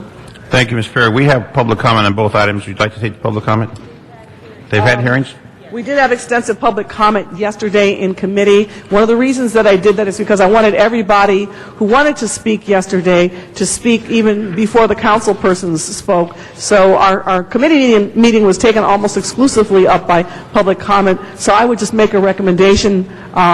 If you, I don't know how many cards you have there. We have 7 altogether on both Well, items. why don't you give them all 1 minute each, and then we can let the council members deliberate and get this done. Because we have some from San Pedro, so I think That's fine. we'll take those on item 16 and 7 if you're here for either of those items. The first is, and you'll get 1 minute on these items, for those of you in San Pedro in the Valley and here in City Hall. Dr. Williams, 16 and 17.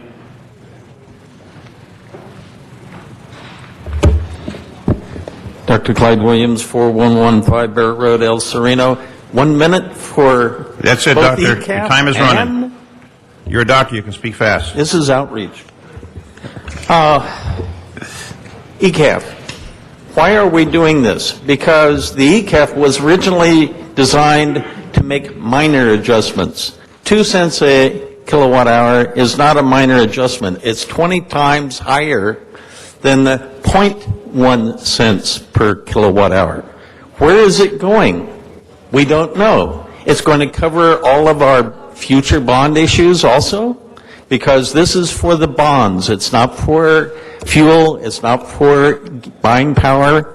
This is for our bonds. So why are we discussing ECAF, which is supposed to be for minor adjustments for this? For the tiers, hey, you need more tiers and you need more progressive rates. Thank you. Thank you, Dr. Zumadog. 1 minute. Yes, Measure B was defeated by voters. They felt it was a blank check spending. However, it was very important for DWP to jam that through to help pay for the fact that they still have to accomplish the task of solar panels throughout the city. Now they want to do ECAP so they can have an unlimited raise of the rates to help pay for what they have to do anyway, and it's going to be very expensive, and I think I just said it the most efficiently ever, and I'll stop there. Thank you. Thank you. I was misstated the number. Some of these folks fill out a card for 16 and for 17. We only have 3 more speakers, and they're in San Pedro. Soledad Garcia in San Pedro. Thank you. 16 and 17, Soledad. Thank you very much. You're welcome. Go ahead. I support what Tom just said exactly, and I urge the City Council to not approve and support what the Chair of the Energy and Environment Committee has just said. I would only add one thing to all of this, and that is, apart from supporting you, there are too many questions relative to the identification of projects. There are just too many questions relative to the true factual costs of sources or materials, and there is no consideration that was mentioned. They just said energy. There is the AB 64 and SB 14 that says 33% by 2020. Perhaps that should be followed.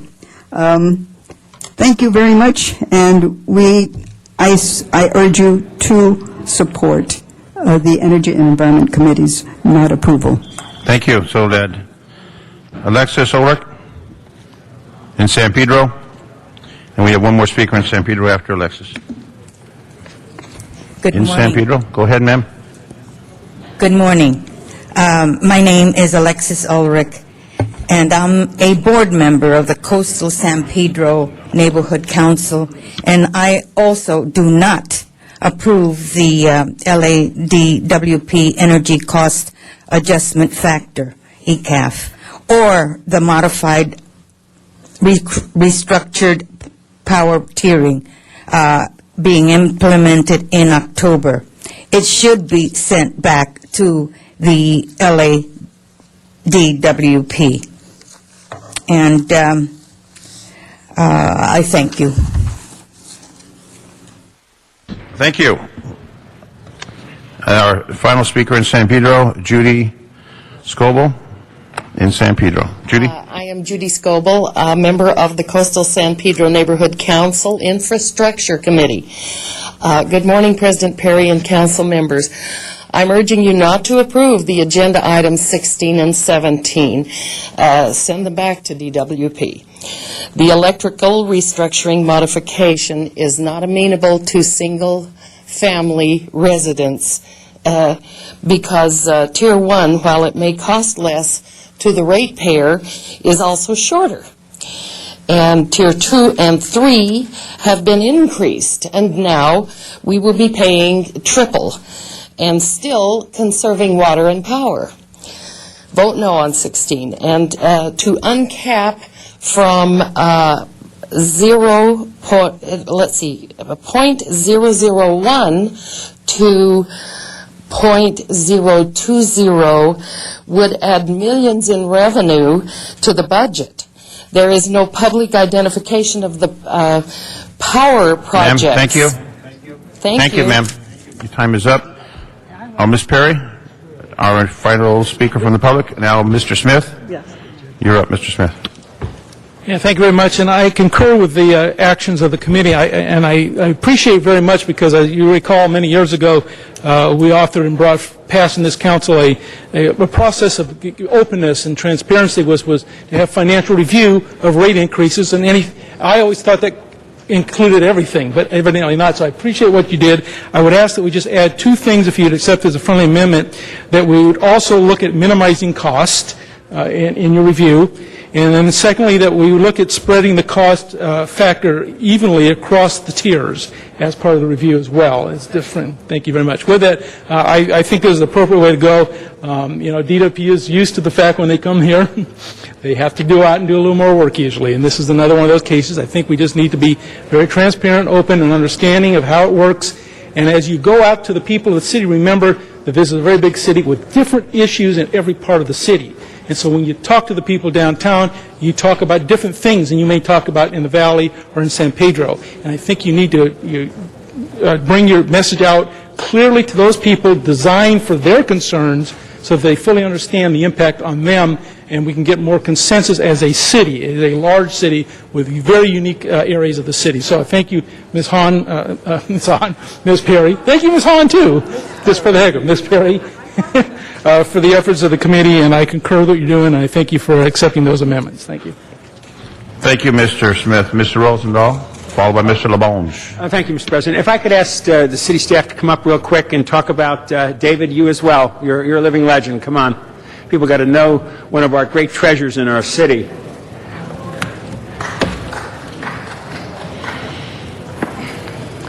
Mr. Rosendahl, we'll hold your time on this matter.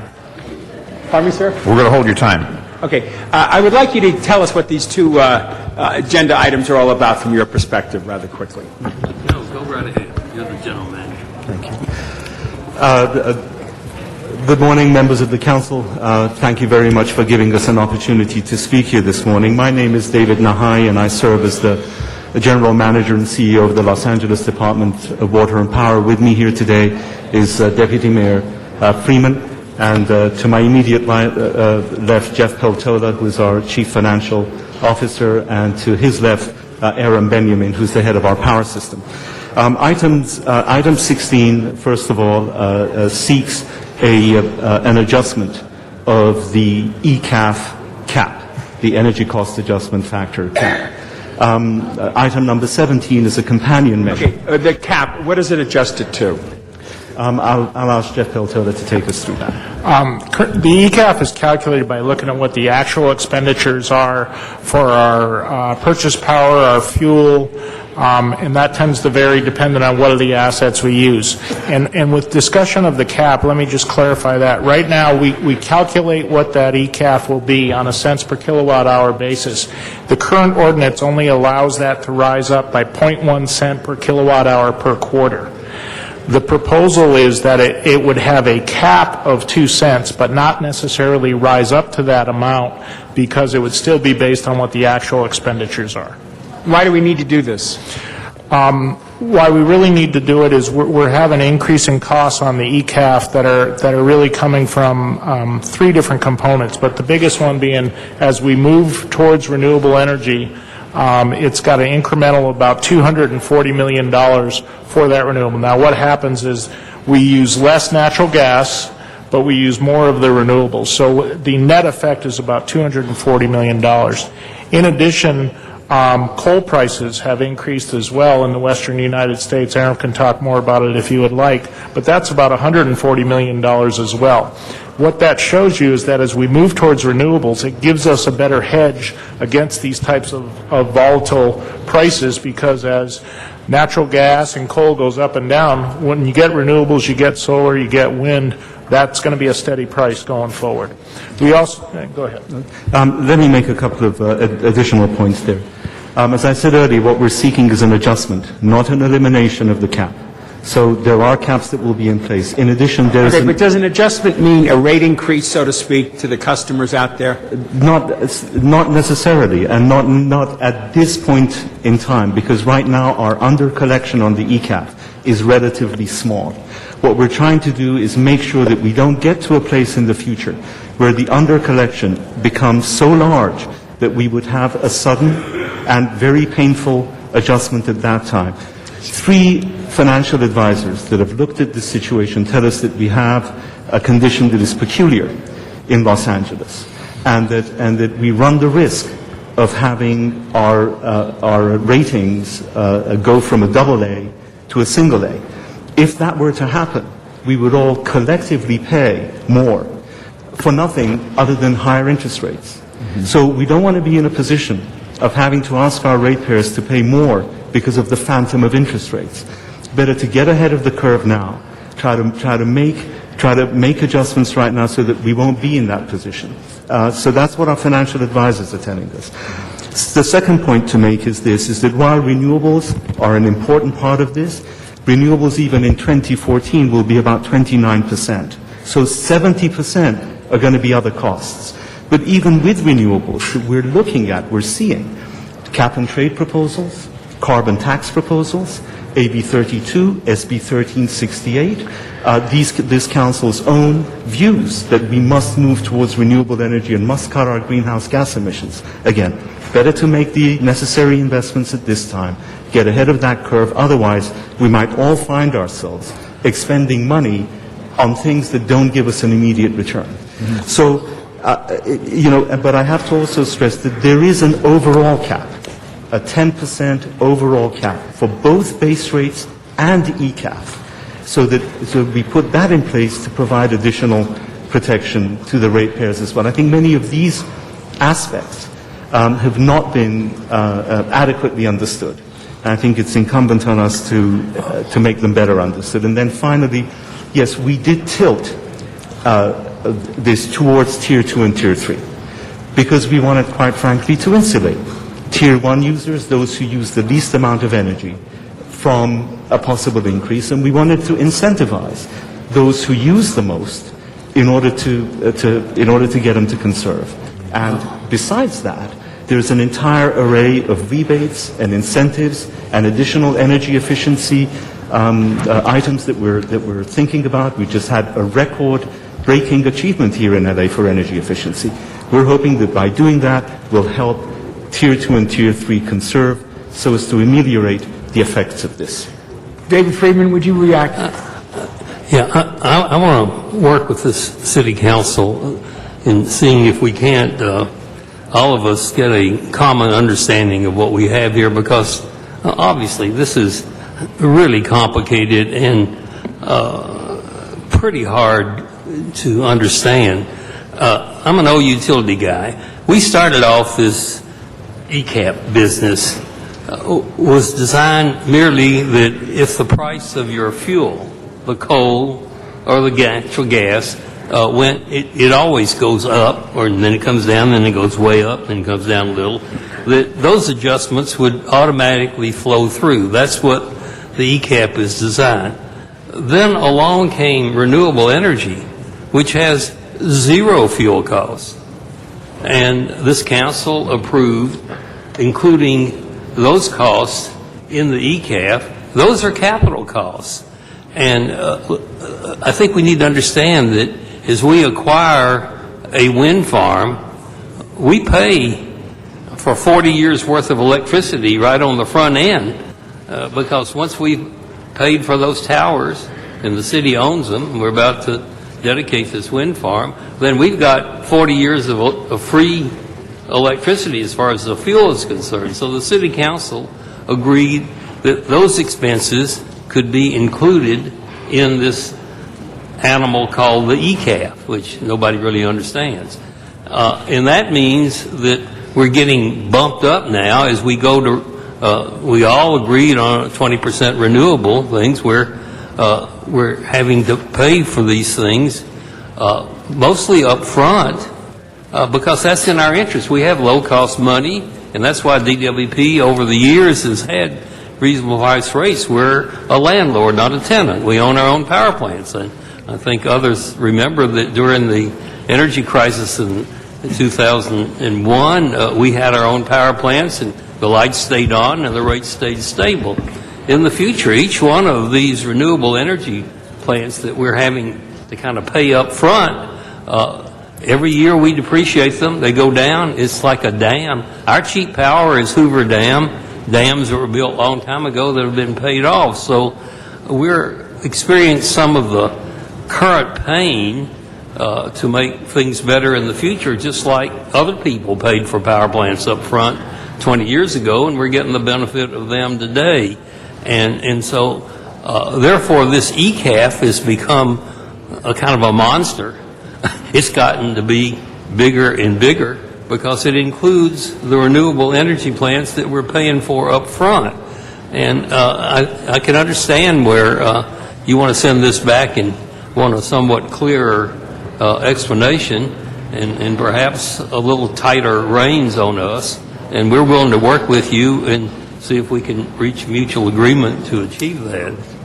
Well, that kind of sums it up, and I think that's what Ms. Perry is saying, is to get the details, get it tightened up, get us a better understanding, because we're all ratepayers here, and not just the people who did public comment just now. We all pay our DWP bill, and we want to make sure that we don't see great fluctuations in this from month to month that come out of some kind of a flexibility that might not be in the best interest of the consumer or the ratepayer. I certainly appreciate what you're saying about the volatility of the energy market today, where it's going, what we need to do, our challenge of going as renewable as we can, and all of these other aspects. In fact, I intend to go solar with my roof. I'm in the process of trying to decide how to do it and what's the best and the cheapest for me. Councilman Smith already has. Which we're all looking at, you know. But we don't want to sell out our power here, authority here, to represent our constituents. And that's my concern, is that a constituent will come to me and say, Rosendahl, my bill just went up by $100. Will you explain that to me? That kind of thing. We understand that. And let me say, I too am a ratepayer, get my DWP bill every 2 months, and I look at it, see what see how we're doing as a household. So, we want to protect our ratepayers, especially at this time. We don't want to have our ratepayers be hurt. And just in response to Councilmember Smith's comments, we fully understand the responsibility and the oversight right of the City Council. And we welcome the transparency and the public scrutiny. We think this is a good thing. And that's why some people ask for an advocate position or charter reform that puts a person out there as a white knight or whatever we want to call that type person that advocates for the public. If I might say so, if your general manager is not your white knight, you're in trouble. And he is. I mean, we've gone 50 years with public power in this country with the management feeling the responsibility for keeping the rates low. You got to keep our feet to the fire, which is what you're doing today. Right. No advocate is going to get the job done, in my humble opinion. You got to hold us. You got to hold our feet to the fire. We're responsible. Beat up on us. Very good. Well, thank you all for your presentation. Appreciate it. Thank you, Mr. President. Thank you. Very welcome. Mr. Labange, followed by Ms. Hahn. Mr. Thank you very Labange. much. I want to say it's important that we talk exactly what it is. ECAF, I'm thinking coffee, okay? It is energy. Explain. And the general manager, it's good to see the general manager and his team, as well as a young deputy mayor there for Mr. Villaraigosa. Good to see you there. Thank you, sir. Why can't we just say, because I think one thing's sometimes confusing. People do understand things when they know what it means, but it's sometimes confusing. On that, it's energy cost adjustment program. Factor. It's the energy cost adjustment factor. Right. And what it is that it is a pass-through mechanism. And it really is a recognition that there are many costs of a utility that cannot be controlled, such as the volatility in the natural gas market or the coal market and so on. Right. And so this is, and I'll ask Jeff and Aaron to chime in, this is not unusual for a utility to have this factor. There are base rates, and then there are pass-through devices. What was the gas cost in the late 90s? Is it, how much different is it to now? Natural gas. In the late, if you look at, I guess, in the late 90s and the volatility, you almost have to look at year by year. But in the late 90s, and when the ECAF was originally frozen, a little bit of history, our ECAF as part of the deregulation plan was frozen in 1998. The price of gas at that time was probably in the $2 to $3 range, somewhere down there. In the part of the energy crisis, it rose up to about $10, $11. It's gone in between. We had the hurricane come through, Katrina. It again went back up about $14, Aaron's telling me. So it shows you how it varies from time to time based on the events. If we have a hurricane come through the Gulf of Mexico, it impacts natural gas because that's where a significant amount of the natural gas comes from. But aren't we getting it from West Texas? Because I think the Gulf is in East Texas. I think we're getting our natural gas from West. That's what I thought. But it's a nationwide price. Right. It doesn't make much difference where it comes from. That's what they charge you. They charge Nationwide you the market pricing price, on that, even though most of our gas comes from West Texas. If they can't sell it in different areas, but basically Henry Hub in the middle of the country, and then it's going to the Northeast where there's very large home heating load that happens in the winter, and then it's also coming to the West for natural gas-fired power plants. And have we ever surveyed our customers, the ratepayers, on some of these knowledgeable facts? Because I always cherish the time that I spent at the Department of Water and Power to tell the great story of the Department of Water and Power, but sometimes people don't realize what the power comes to generate this or where it all comes together, and I think it's extremely important, as well as providing free validated parking for neighborhood council leaders and citizens who come to your commission meetings. We freely acknowledge that productivity has gone down since you left. There's no question about that. There was no one that ever did more for DWP. No. I'm serious. William Mulholland did a hell of a lot more. Excuse me for saying the H word. I apologize. Okay, I'm sorry. I apologize. I made a mistake there. Are you finished, Mr. LeBon? No, I'm not finished right there. I thank you for that issue, but I would like to see a follow-up on that. Follow-up, because people have to, everybody is very conscious of everything that we do. Government is important. People invested in the department to bring us to this day. And now if we should go forward, and I appreciate you going back and having a review, we must tell the people exactly what it is so they know. Because they flip a switch, turn a faucet, and there it comes, and they don't know. I would also like to just know, and I know, Mr. City Attorney, if I'm out of bounds, because I know this is a power issue, but it says Department of Water and Power, I'd like to know the reductions of water uses, because I know that when the mayor had a press conference, I have not received, members, have you received any relationship of what your council district is doing on water reduction? This actually is regarding electricity. I know, but it says water and power, so I just threw that in there. I tried to sneak that in there. I'd just like to throw it out. All right, thank you, Mr. City. Last thing I want to say, here's the bill that I get, Bridget and my wife, we get on that. Will it be listed as an energy cost adjustment? Will it be listed out? Can our bills break it out? No, I don't think the bill breaks it out right now, and as we've talked about, one of the challenges that we have going forward is implementing a new customer information system. The current one is programmed in COBOL, and that's some of the issue that we have, and on there, we don't break out ECAF separately. But I think it would be worthy when you discuss this to see if you could do that. If you can't do it when you come back, do it within a 12-month period, because I think people do read their bills, and they want to know exactly what it is, and it's important. Thank you, Mr. President. Thank you, Mr. LaBonge. Ms. Hahn. Thank you, Mr. President. Thank you, and I want to thank Councilmember Perry for bringing this to our attention so that we do have some input, some oversight, some ability to maybe shape the message that is coming out of our municipally owned department, which is owned by the people of Los Angeles, and we represent those people in issues like this.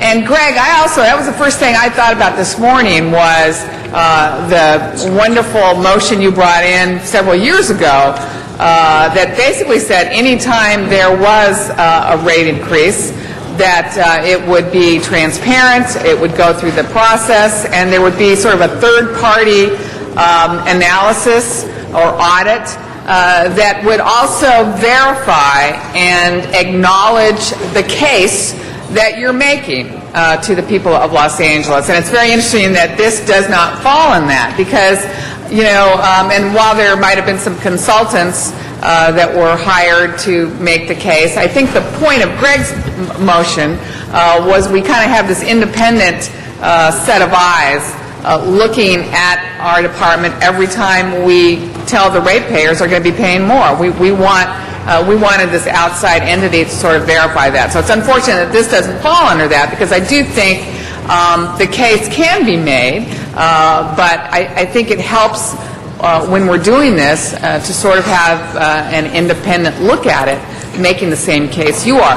And as David mentioned, I think you really articulated it for us and reminded us that it was this council that included in the opportunities for ERAF investing in some of these projects, which ultimately will get us off of being dependent on foreign oil and coal, and that's what we want. We want to move forward for that. I think the problem that the ratepayers probably are having right now is that it does probably feel to them like we have done this, raised their rates a lot lately, whether it be water, whether it be power. And I believe that the residents of Los Angeles have done a yeoman's job in conserving. I've actually been very proud of Angelenos. I think they've done a great job of reducing their water. I think everyone's looking to reduce electricity.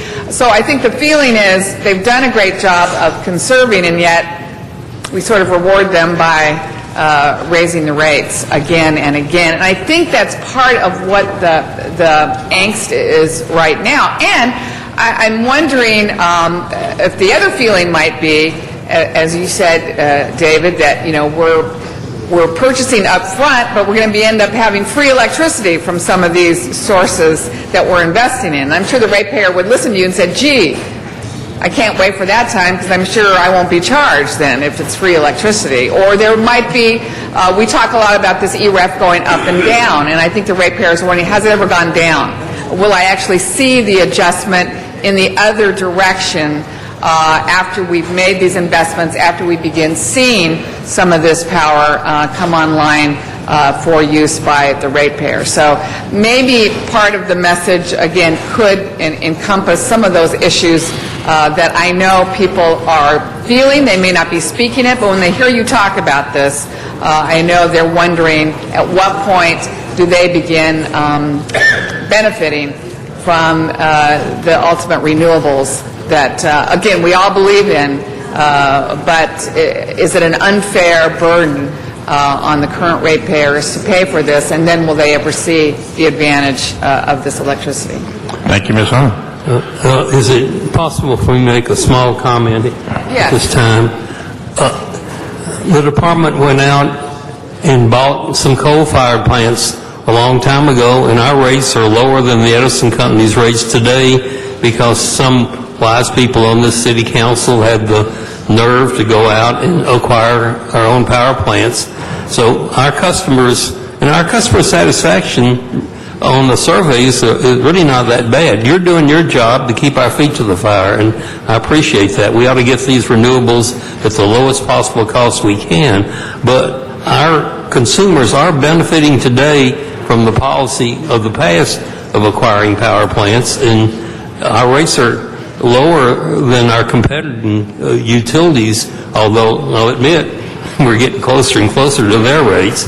And I understand the pressure of the rate increases, but I do believe that our customers are not quite as unhappy as some of the critics of DWP would lead you to believe. About 12 cents, I think. 12 cents. And what is Edison's today? Well, I think it's, the charts show that it's 25% higher.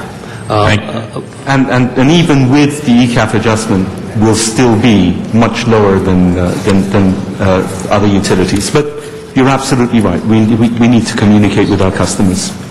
Our next speaker, Mr. Cardenas, followed by Mr. Alarcon, Mr. Reyes, and Ms. Perry. I want to also acknowledge Mr. Nick Patsoris, a former Commissioner of Water and Power in the back of the room, acknowledge that he's in presence. Thank you. Mr. Cardenas. Thank you, Mr. President. When it comes to the energy cost adjustment factor, what we're referring to as ECAF, that originated and is a tool that has been used to provide rate increases due to the forces beyond our control, right? Like the cost of fuel, things of that nature. Yes.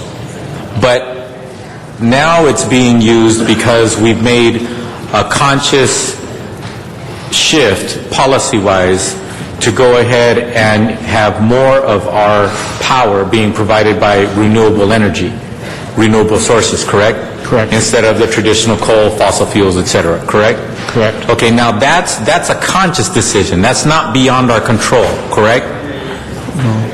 Hold my time, please. But it was expressly included in the ECAF. Speak into the microphone, please. But sir, it's my understanding that it was expressly included in the ECAF. You're correct in saying that it's not the same exactly as the unconscious automatic adjustment of coal, but this council approved, when it approved the ECAF, it approved what they're doing. It may not be to your precise liking, but it is included within what the council deemed to be eligible for the ECAF. Yeah, I'm not disputing that. I'm just trying to get it on the record so that the public understands what we're doing here. Yes. And if I could just, part of it is we receive the renewables. It has an impact on other fuels, and as we talked about earlier, the natural gas. So to the degree we receive more renewable power, we receive more wind, it impacts what will burn on the natural gas. So that's a good reason for having it all in one component, because as we receive more of the solar, we receive more of the wind, we'll burn less natural gas and vice versa. It's similar to what we have on the hydro. If there's more water available, if we have a very good snowpack, we get more hydro, we'll again burn less natural gas. So those are the different things that the power system does really on a daily basis to keep our customer costs as low as possible. Okay, thank you for that explanation, but my point is this. The ECAF, in this quarter, the next quarter, regardless of what happens right now, the ECAF is actually addressing the issue of how much we're spending or incurring in cost in order to provide the power that we just provided for the last quarter, correct? It actually, what it does is it looks at the projections for the next 12 months, assumes what those costs are going to be, and it also trues it up based on how much we're either under or over collected from the previous quarter. So essentially the answer is yes, but it also looks forward for just 1 year. Okay, so that being the case, back to my other point, those costs are now being incurred perhaps more due to our increase in renewable energy sources versus what you mentioned earlier, such as recently the rise in natural gas prices, correct? Those costs we forecast will be coming within the next year is when we see that. The board yesterday passed our latest energy cost adjustment factor. It went up by 0.1. Whether this ordinance was passed or not, it will be going up by 0.1 cent a kilowatt hour. However, we know we have a number of different contracts coming on to meet the 20% by 2010 goal that are coming up within the next 12 months. So we know that we're going to need this adjustment. Now, what's our rate that we're calculating that it's costing us to receive and utilize and put back out in energy to our customers when it comes to our coal sources? What's the cost per kilowatt? on average, council member, is about 4 cents. We have two power plant sources, the Navajo and the Utah plant, about 3.7 to 4. So 3.7 to 4 cents. Now, we have some wind power that is now coming online, correct? What is the calculated cost for that per kilowatt? The latest numbers that we saw on our wind farm is around 10 cents, including our O&M and capital service. So to be fair, in layman's terms, it's at least double the kilowatt cost, right? Right. Now, when it comes to other sources, like the contracts you referred to that are coming online in the next 12 months or so, what are some of the examples of the cost per kilowatt of those sources? Because of the supply of these renewable energy on the market, we're seeing anywhere from $80 to $90 per megawatt hour, which is about 8 to 9 cents. But with that, though, bringing it to our load centers, we have to add the cost of transporting that energy to our load center, which puts it around 10 cents again. So it adds another couple of cents or so? Yeah, about a couple cents to bring it home. Okay, so basically what you just described to the public is we're actually consciously making an effort to shift from fossil fuels, mainly coal, and trying to wean ourselves down and off of that, and we're shifting that over to other sources that are costing us easily double what we're paying to produce that energy today. Our mix is going to be much different as we move forward, because right now, currently, 47% to 50% of our energy mix is coming from coal. So as we lay off the energy coming from that source, we have to replace it with different sources, which is, right now we're going after wind, we're going after solar and so on. Yes. Now, to a conscientious consumer, they're probably feeling a little giddy about what you just said. But to a low-income family, when they're looking at their bill and wondering how we're going to pay that money, and they start seeing that difference in their bill, they might not feel so giddy about it. If I might comment. No, hold on a second. I'm talking to the department, Mr. Freeman. Now, the thing is, my questions to you aren't the philosophical what to support. My questions to you are, how, in fact, are we communicating that to the consumer and the owners of DWP? Because you happen to be policy implementers over at DWP. The policy-making body at DWP is this appointed commission. And then the check and balance is over on this side, which is the body that you're before right now, where we're going to say yay or nay to what the commission already voted on, right? So we're kind of like the board managing and running and making the policy decisions over at DWP. But the real people that should have an opportunity to understand everything that we're talking about, everything that you want to do, everything that you're actually doing on a day-to-day basis, are the actual ratepayers who happen to be concurrently the actual owners of the Department of Water and Power. Isn't the ratepayer the constituent of Los Angeles? Aren't they both the owner of DWP and the consumer and ratepayer? Yes, of course they are. And look, let me first of all thank you for this conversation, because it really is one to illuminate what is happening here. But in this conversation, there are some things that are being left out, which we need also to communicate to our owners and our ratepayers. And that is that the cost of coal today may be 4 cents. It's not going to be that in the future. But it's not going to be 10. Well, actually, you know, if you were to take a look at some of the cap and trade scenarios that I've seen, which is legislation. Well, yes, but that's federal legislation. It's around the corner. State legislation. If you were to look at the language of SB 1368, as I've done recently, you'd know that just 9 years from now we're going to lose 500 megawatts of coal baseload power. We've got to get ourselves in a place today to deal with that loss. Because in the utility world, 9 years is a blink of an eye. We've got to make the investments today. So what we're trying to do is to be far-sighted. And it may be that we have to have a better conversation with the people of Los Angeles about what is around the corner. We can't make our decisions just based on what is before us today.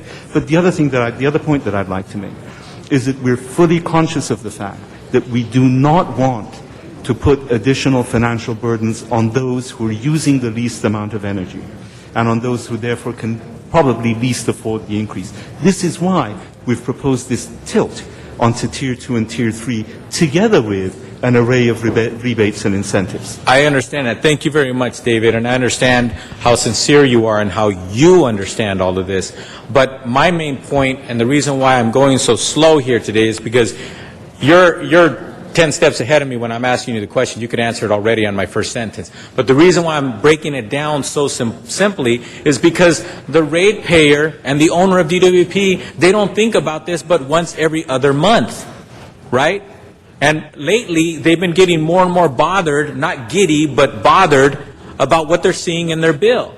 And the fact of the matter is, David, I don't think the average person in Los Angeles and ratepayer and owner of DWP understands that with the stroke of a pen, a president or a governor can impose $1 billion a year for the Department of Water and Power to write a check of their money and send it off to some federal agency or government agency with these caps. Cap and trade, as you described it, right? That could happen literally pretty quickly, right? Yeah, and which means that they would be ending up, somebody else, some third party would be ending up with the ratepayers' money, not to go back into the facilities to keep them working well, not to go back into producing energy, but actually leaving out the door and sending it somewhere else. Could that happen? Is that looming potentially around the corner? We have to be constantly ahead of the curve. But also, your honorable city council has mandated 20% by 2010. It's your policy for us to cut our greenhouse gas emissions. Coal is a major culprit in greenhouse gas emissions. These investments that we're talking about are both prudent fiscally, because solar and wind, the fuel itself, is free to us. So these are investments that we would make today to take care of the long term. In addition, we're getting ahead of the possibility of cap and trade impositions, carbon tax impositions, plus the law tells us that we're not going to be able to have this coal power. It just simply won't be available to us. Yes, but my main point today is this. My main point today isn't that I disagree that you need to change your ECAF cap. That's not my point. My point is the cart is a little bit tilted. The cart is before the horse a little bit when the public is understanding what the heck we're all doing here, what we are actually implementing, what we are changing, and why. Because the thing is, you probably lose a lot more sleep, David, than anybody else in the city when you hear and see the potential of legislation that's been introduced on the federal level or on the state level that could actually impact us by easily $1 billion or $2 billion a year that we don't have today. Right? It's true. But the thing is, those kinds of things are happening. But I think it is time that we tell the public the ugly truth. There are a lot of forces beyond our control, and we're not just moving our renewable portfolio standard up to 10%, 20%, 30%, 40% because we want to feel good about it. First of all, it's the right thing to do. Secondly, we have to. Yes. And it's going to cost the ratepayer more money. Hopefully not a lot more money, but it's definitely, without question, going to be more expensive for the user of electricity in the city of Los Angeles per kilowatt. Correct?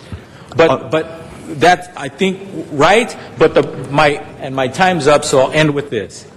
The reason why I'm going through this with you now is because the department needs to spend more time trying their best to communicate the ugly truth to the customer, to the owner of DWP, as much as possible, as soon as possible, so that when we make these decisions and we concur with the department that you shall go ahead and have the right to raise the rates, that everybody understands we're not doing it because we feel like being mean or charging people more money. We're doing it because we have to. And this is the most appropriate, responsible way to do what we have to do. Mr. Cardenas? Thank you. Mr. Alarcon, Mr. Reyes, and Ms. Perry.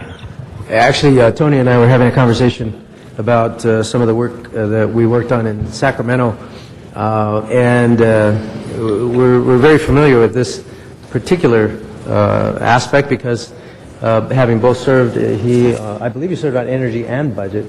and me serving on energy on the Senate side, we went through this whole issue of setting the tone for the 2017 requirement. But it sounds to the public, when you try to move things very quickly, it sounds to the public like you're just trying to expand the dollars that come out of the ratepayers' pockets for the purpose of bolstering our ratings, but it sounds superfluous. It's very easy for you to take the money out of our pocket, but what's the rationale behind it? And they're not getting any of that rationale. Some of the stuff that Tony just talked about. Let me give you something that concerns me. The bottom line is that we have two alternatives.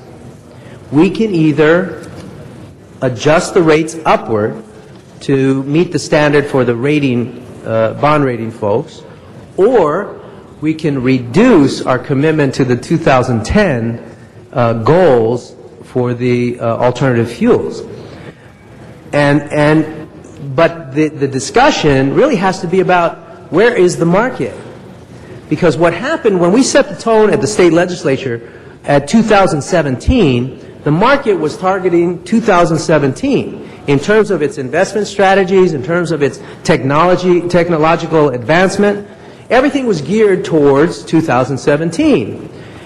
When the mayor was elected and set the bar at 2010, the question was the market going to adjust just for L.A.?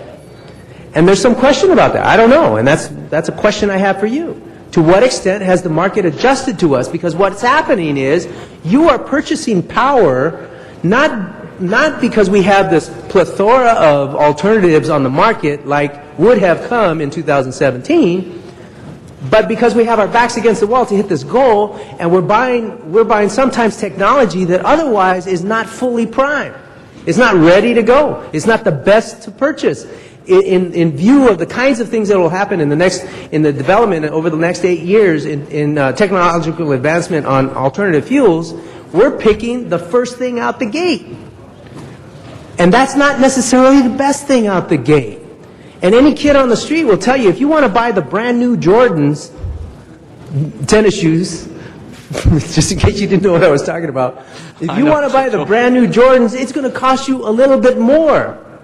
But it may not be the best thing for running. It may not be the best thing for your health. You're going to look good, but it may not be the best thing. So the discussion that we need to be having with the public, with the neighborhood councils, with the chambers of commerce, the business folks, and believe me, the business folks will get it if we explain it to them, is about driving the technological advancement of our alternative energy portfolio, which we are trying to do by setting this goal of 2010. But the question, so my first question to you is, where is the market? Is it ready for our commitment? And to what extent this increase that you are requesting, is the market going to be ready next year? Your vision, your anticipation 2 years ago was that you were going to have sufficient amount to keep up with that market, those advancements. But the market did not respond. Now we have to come back and increase that amount. You know, excuse me for looking like that Walsh guy, but this is important stuff. So the question is your vision now that this increase sufficient to carry us through to 2010 and beyond without additional increases?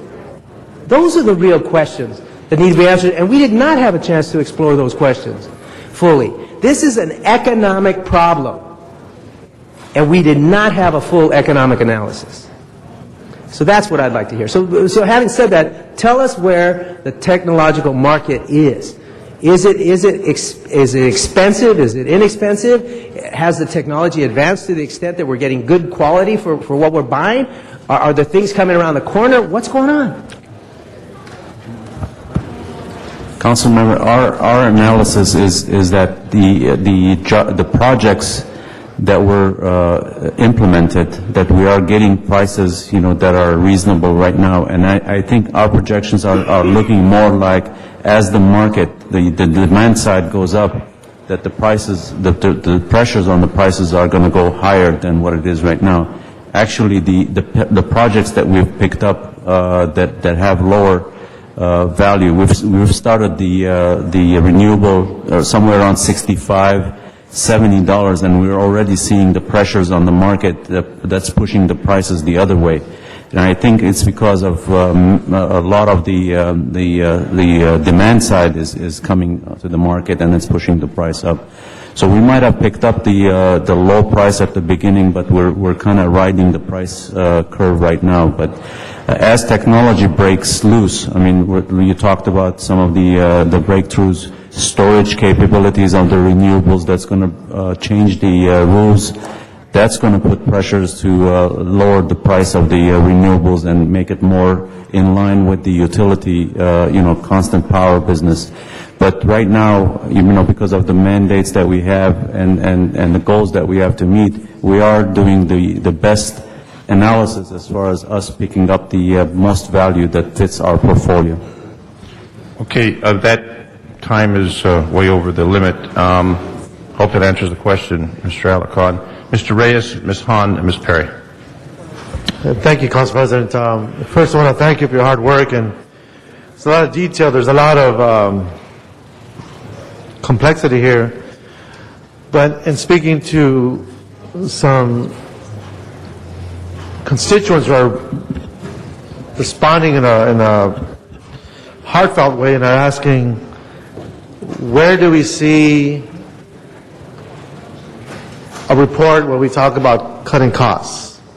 Where do we see a report that speaks to the entrepreneurial side of the Department of Water and Power and how they're promoting programs and projects that actually generates resources? Where is that type of detail? Is there any information of that scale? I understand this is an explanation of why you are charging more and what it requires, and the last page, you go from 2008, 2009 down to 2013, 2014, and you see the forecast for what will be charged. But where's those other intricate details and factors that makes a business healthy, and how we generate resources, and how do you itemize the sacrifices that we're all taking in terms of dealing with cost cutting? Well, thank you for that, Councilmember Reyes, and I think you're right that we haven't adequately communicated to the public everything else that we're doing. The reason why you may have seen me walk in here just as this meeting started was because I was meeting to go over our real estate assets. 532 properties, to see how much we can get out of them by enhancing the revenue from them. You're probably not aware of the hiring freeze that we put in place, of other revenue enhancement measures that I can ask Mr. Peltola to elaborate on. But for us, we look at this as a business. We have to minimize our costs, enhance revenue wherever we can. And I think it's easy for our owners and our ratepayers to look at what we're doing and think that the ratepayer is the first person that we go to. But it isn't the fact. I think certainly under this administration, enhancing revenue and cutting costs to the extent that we can has been also a priority for DWP. And I don't have the list of all of our cost-cutting measures with me as it's on my desk, but I think Jeff will probably be able to recite it off the top of his head. Thank you. There's a number of things, but just to hit the highlights of what we've done on the cost cutting. First, our staffing compared to the early 90s, we're at about 20% less than where we were in the early 90s. We're at a high at about 11,000 right now. We're in the 92 to 9,300 range. We've frozen our budget.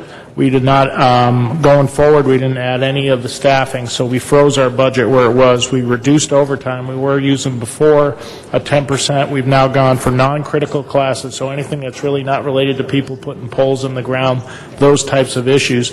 The budget for overtime has been cut to 5%. we left it at 10% for the people that are doing infrastructure work, because we know that's an important part.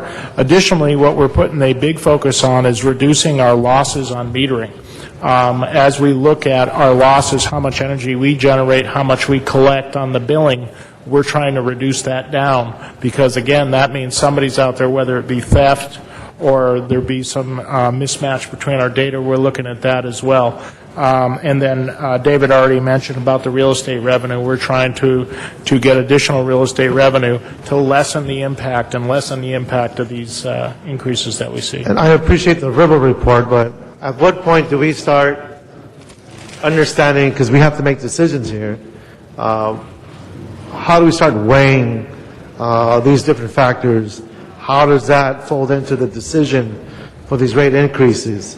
When we talk about new programs, we're trying to get off of coal, the personnel for that, the operations for that, I mean, these are all X factors that we don't know yet. Right. Yet we're pushing forward on a 5-year program without that certainty. I know no one has a crystal ball, I understand that.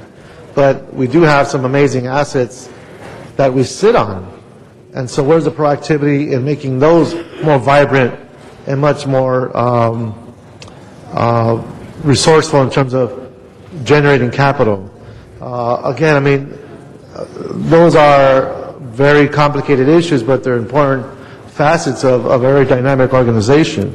And we don't see that information. Sure. If I could just clarify one issue, and when we look at this increase that we see, and you can look throughout the document, I see you have our PowerPoint, this is really about 20% in 2010.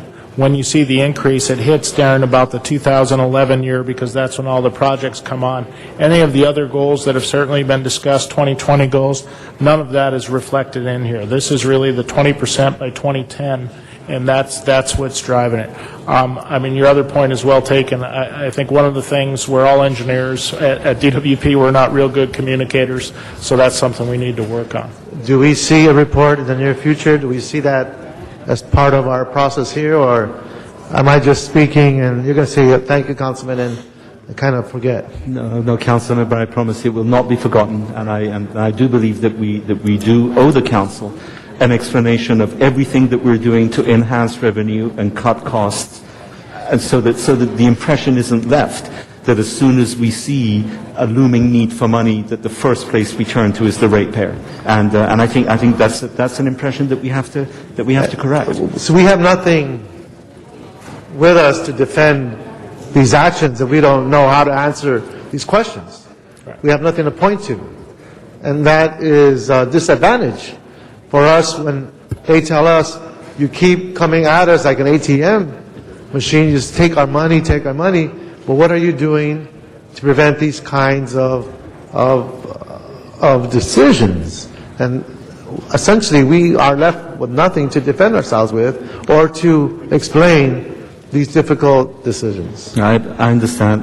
Let me assure you, we do not think of our ratepayers as an ATM machine, not at all. And we want to, they're our first priority. No, I'm not saying you do. I'm saying this is the way I get approached. I understand. And this is how we're left flat-footed because we can't respond when we don't have the data in front of us. Yes. And when we can't point to all the things you're doing, I'm assuming you're doing them, but there's nowhere to prove it. Yeah. Actually, some of these steps were part of our testimony during the budget process, but I would agree that we should have represented it here so that the Council would be able to have that information immediately at its fingertips as well. Thank you. Thank you, Mr. Reyes. Ms. Hahn and Ms. Perry, and those are our final speakers. Thank you. I think one of the things, too, the ratepayers would want to know is, and I want to know, is, if we set to our goal of 20% renewable by 2010, and we don't increase this ERAF, is there a way to accomplish that without raising this? How would you accomplish that? Is that possible? Are there other things that would have to get cut? Is it possible to reach that goal without making this adjustment?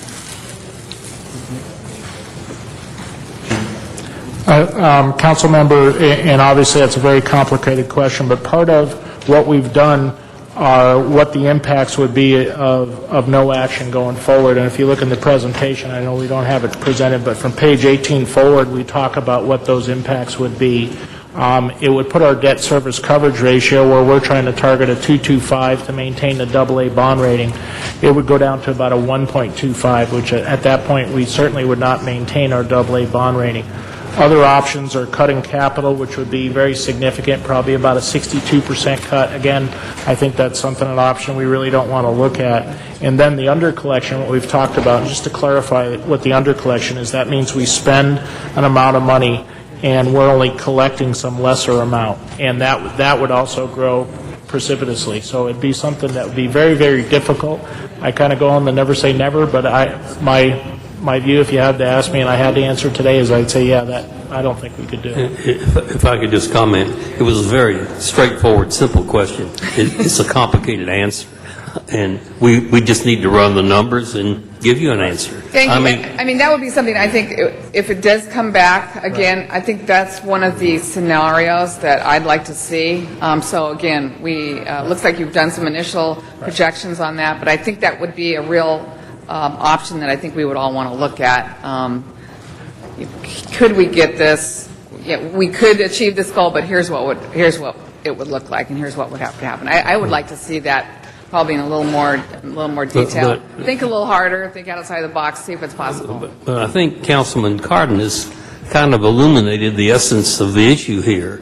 That what we're trying to do is cram 40 years worth of fuel costs into the system all at once with these renewable projects, and right now it's causing increases, but each year as we depreciate these plants that we own, the price of that wind farm will go down, and 10 years from now that wind farm won't be 10 cents a kilowatt hour, it'll be 6 or 7, and as we pay off the debt on it, it will become cheaper and cheaper. So what we're doing is in the long-term interest of our customers. We just have to do a hell of a lot better job of explaining it. That's the point he was making. Thank you.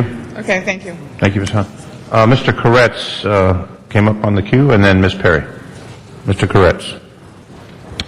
Yeah, just one quick question on the fees increasing. One of the suggestions made at the committee hearing was that we try and ramp up the costs in a gradual way so that there's less of a noticeable, dramatic impact on the ratepayers. Do we have the ability to do that, or the fact that our costs are front-loaded, does that make it too difficult to do that?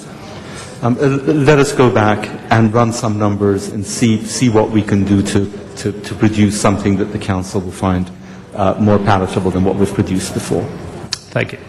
Thank you. Ms. Perry to close. Okay, thank you very much, Mr. Chairman. And so we've raised a whole host of issues here today, which would lead one to believe that the best thing to do at this point is to send this back. And just to highlight again, the 245 process, or asserting jurisdiction, has provided the council with a very short time frame to consider this matter. And we need to, before we come back again, to make sure that the CAO has had a sufficient amount of time to fully assess these issues and prepare a report that is quite detailed to reassure us that whatever they come back with is much more cost-effective and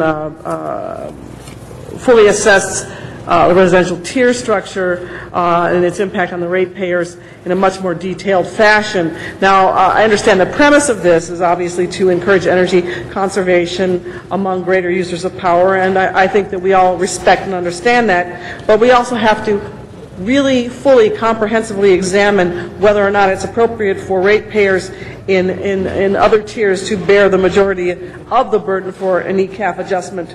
And also understanding that these adjustments include base rate increases. And I think it's incumbent upon us as elected officials to make sure that we have a thorough revenue requirement analysis that is objective with indicators that have been fully vetted by a dispassionate third party. I think if many of you think back in the past, the council has deemed that any base rate adjustment would require a revenue requirement study as well as sufficient stakeholder review. So we've got two motions here before us. They're 16A and 17A. And I'll take my cue from the clerk as to whether or not we should vote on these separately. I just wanted to highlight on 16A, the motion, the amending motion refers to the need for an independent third-party fiscal review associated with the energy cost adjustment factor cap modification proposal. And that's number one. And then number two, 17A ends with, and again, to clarify, all ECAF adjustments beyond the established cap. And that's a nuance that I think you should take note of, because today's proposal would have eradicated the existing cap. So the established cap is always subject to council consideration. So, Madam Clerk, if you would give me some guidance as to whether or not each one of those should be voted on separately. Councilmember Perry, I believe the whole matter can be voted on together. It would be up to council if you wanted to vote on 16 and 17 separately, or if you wanted to vote on 16 and 17 together as amended. As amended, but, okay. Yeah. Well, if it's acceptable to my colleagues, I'm more than happy to vote on 16 and 17 together as amended by the motions that are before you. So second. Mr. Rosendahl seconded it. All right. So, Madam Clerk, our direction? Council would be voting on both items 16 and 17, and there are two written amendments, one on each, and in addition to the verbal amendment by Mr. Smith that was seconded by Councilmember Perry. Mr. Cardenas? And in essence, basically, they are the recommendations as forwarded by the Energy Committee. Yes, that would be on item number 17 to disapprove. And Ms. Perry, you're asking for an aye vote? Yes, please. Asking for an aye vote on both 16 and 17? Yes. Okay, any other questions? That matter is now open the roll. Close the roll, tabulate the vote. 12 ayes. Very well. 16 and 17, thank you. Next item, please. Next item, Mr. President, is item number 22, and that was called special by Councilmember Cardenas. Mr. Cardenas, 22.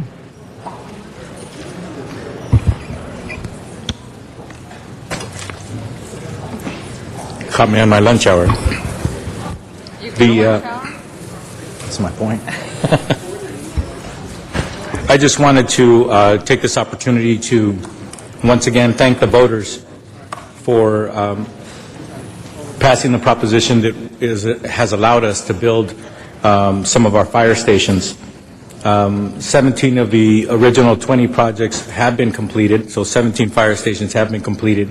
And the item before you has to do with Station 39, which is 70 years old. And for those of you who don't know where it is, you might want to drive by it. It's a very beautiful building, obviously very old, right across the street from the old refurbished building, which is our Van Nuys City Hall on Sylvan Street in Van Nuys. So I just wanted to take this opportunity to once again thank the voters for passing that bond and allowing us to build already 17 new fire stations.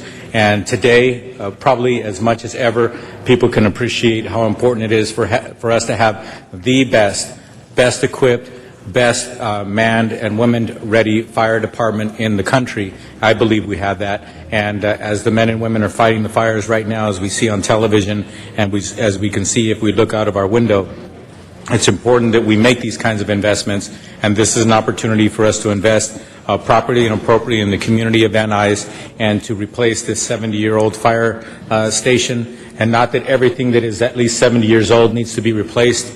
I think that it's important that we do our responsible duty when it comes to facilities and do so. So thank you very much. Thank you very much, Mr. Cardenas.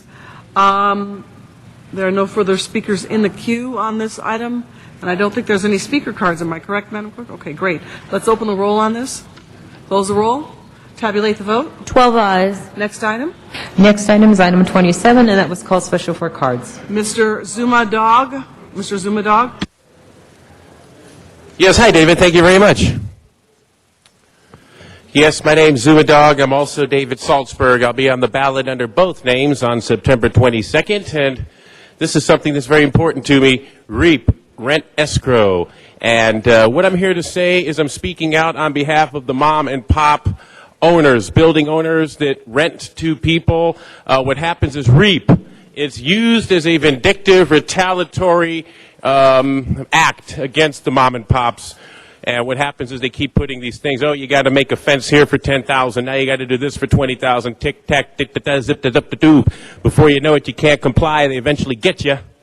Then the city takes over like an evil vampire, and then it ends up in the hands of one of your favorite city council members, preferred developers, and then the people get kicked out. And so I'm here to say, beware of the lawsuits. There are plenty of them, and as somebody who's going to be a council member, I must protect the fiscal responsibility. Please do something about this. 1 minute. Thank you very much, Mr. Doggan. You have 1 minute left to speak today. There's no speakers in the queue on this item. Would you please open the roll, Madam Clerk? Close the roll. Tabulate the vote. 12 ayes. Next item. Next item is 28, and that was called special for cards. John Walsh is our first speaker on this item.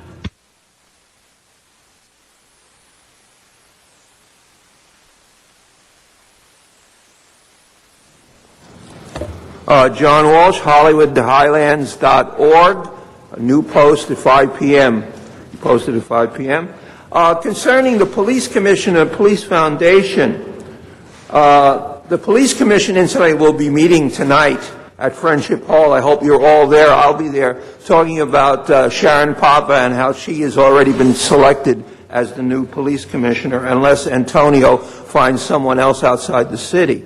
The HollywoodHighlands.org supports an investigation by Andre Brote Jr., who of these donations. He is the Inspector General. As you know, the mayor tried to get rid of him recently by trying to make him Obama's Deputy Attorney General. That flopped. So unfortunately, the honest Mr. Andre Brote Jr. is still here investigating possible corruption. Thank you. Mr. Zuma Dog, and this will be your last minute for today. I'll pass on this one for the next one. No speakers in the queue. Open the roll, please. Close the roll. Tabulate the vote. 12 ayes. Next item. Item 29, called special for cards. All right. Arnold Sachs. Mr. Sachs.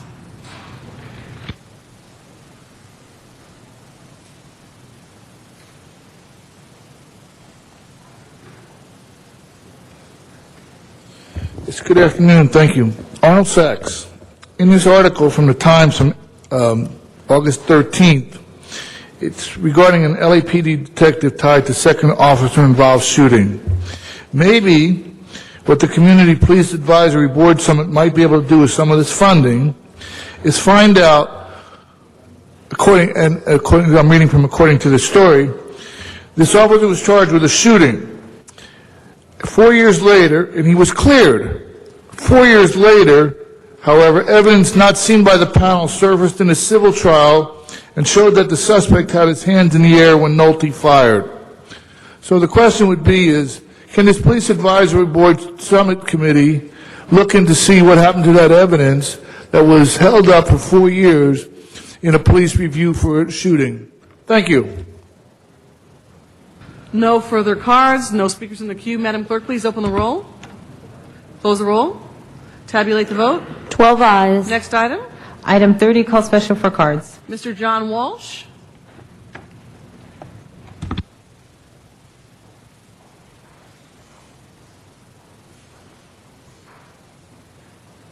John Walsh, HollywoodHighlands.org.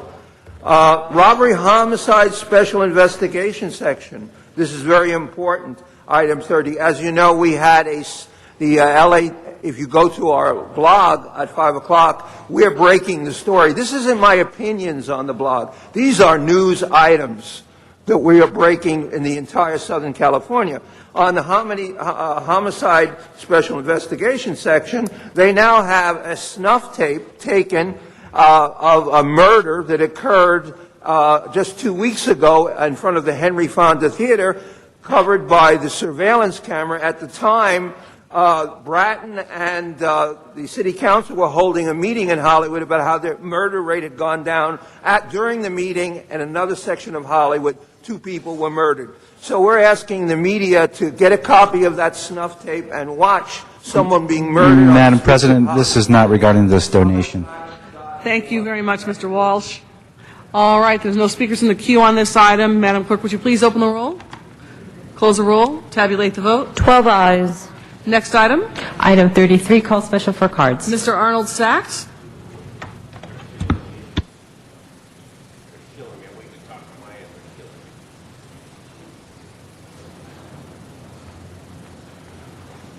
Yes, good afternoon again. Thank you, Arnold Sachs. Maybe we could get some definition of this executive management program training course for use by the LAPD to help decide where the funding went for the rape crisis kits. I believe that there was a hearing here in front of the council chambers, and Commander Beck came in and President Garcetti said there was $700,000 allocated for new personnel, but the money wasn't spent on hiring new personnel. It was spent on overtime. So maybe we could get some management on how to spend the public's money, and maybe we could also get some management on finally coming up with a plan to eliminate some of the outrageous overtime that is dragging He's this. not talking about this donation, Madam President. Mr. Sachs, if you could please stay on topic. Could you please hold my time? This is a donation for management. And if you can't manage your time properly regarding overtime expenses, then you shouldn't be in management, because the free ride has to end sometime. It's always overtime. Well, we need overtime. He's still off topic, Madam President. Mr. Sachs, I'm going to have to ask you to stay on topic, or you'll have to wrap it up. One of the major points of being a good manager is using your time properly, and teaching your subordinates how to use their time properly. So that would involve the use of learning how to manage overtime. Thank you. Speakers on the queue, so Madam Clerk, would you please open the roll on this item? Close the roll and then tabulate the vote. 12 ayes. Next item. Item 34, call special by Councilmember Rosendahl. Mr. Rosendahl. Where is it? Yeah, I'm looking for my paperwork. Okay. Right. Item 34, I just wanted to highlight it. It's the Stop AIDS in Prison Act 2009 that would provide for the development of comprehensive HIV/AIDS policy for inmates in the federal prison system. I might say that I talked to Chief Baca a little bit this morning. He's a dear friend, and I've toured our county prison systems. And the bottom line is the AIDS epidemic continues among people of color in a large part due to the prison system.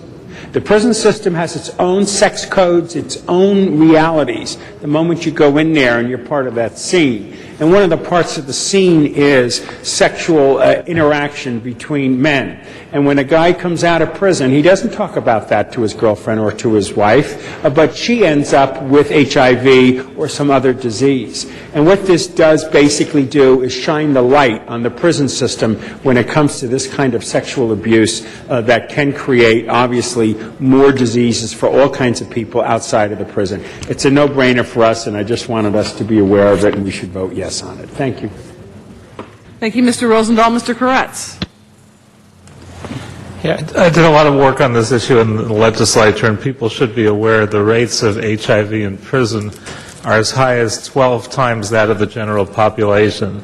This is quite possibly the most significant source of HIV transmission in the state of California currently and throughout the country.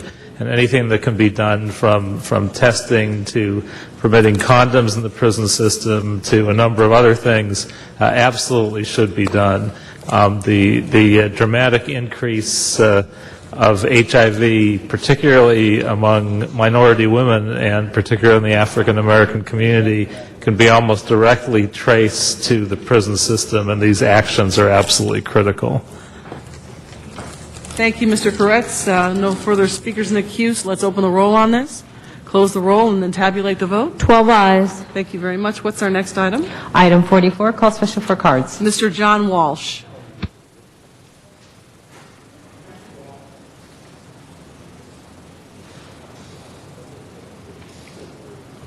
John Walsh, HollywoodHighlands.org.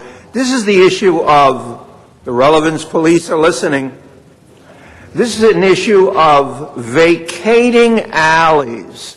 Now, you know, I've been appearing here, you know, I have a regular job. I don't live in an automobile. I only here because of summer vacation.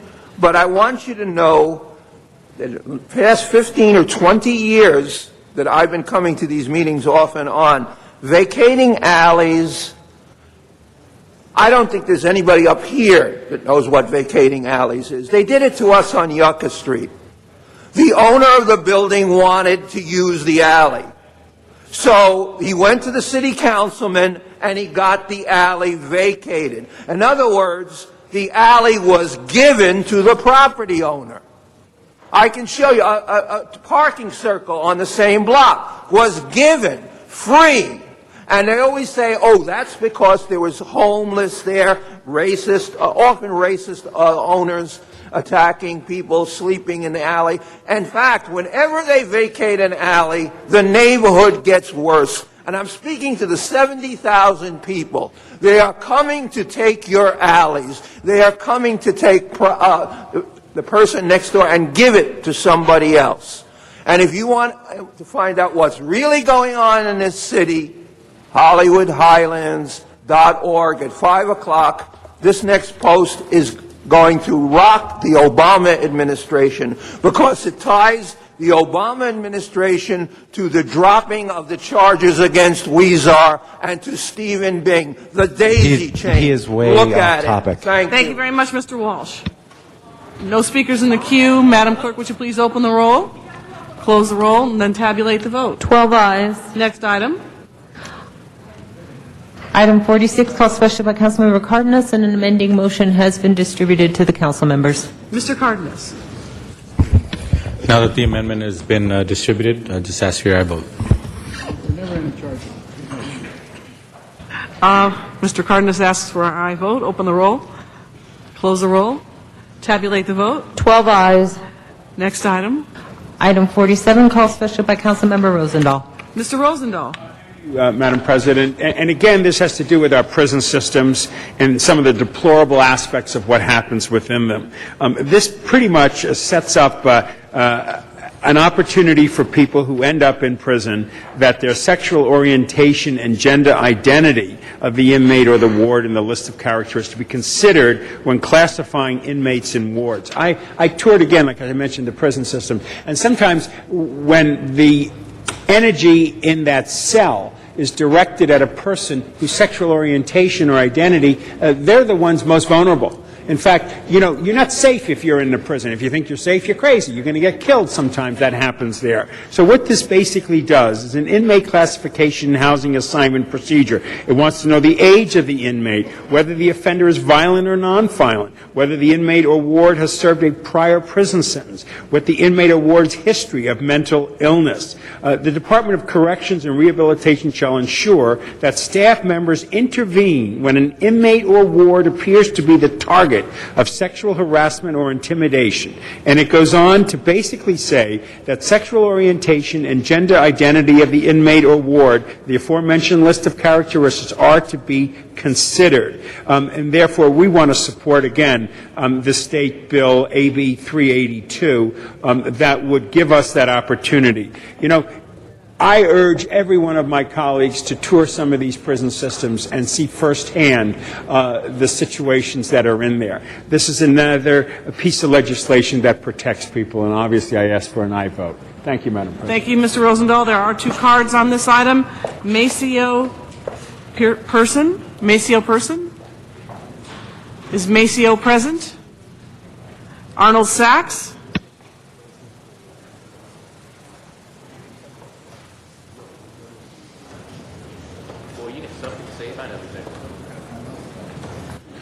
Thank you. Just very quickly. We were entertained by the council when they met in Van Nuys regarding discussion on state legislation and the Good Samaritan law. We were entertained by the council regarding bankruptcy law here in this city council chambers that Councilman Weston said doesn't really matter because it was already voted on. The Good Samaritan law was already voted on when we heard it in the council chambers at Van Nuys. So my question would be, and maybe for the future, when you're discussing these bills to be considered by the state legislation, maybe you could tell the public that A or B, the item's been already voted on by the state, or we are hoping to influence states' actions. You know, we heard also today Mr. Alarcon mention the mayor and the state's ruling regarding energy. It would have been great if the city had stepped up to the public TV the same way that the mayor stepped up for energy-saving initiatives. Sharon Buckman.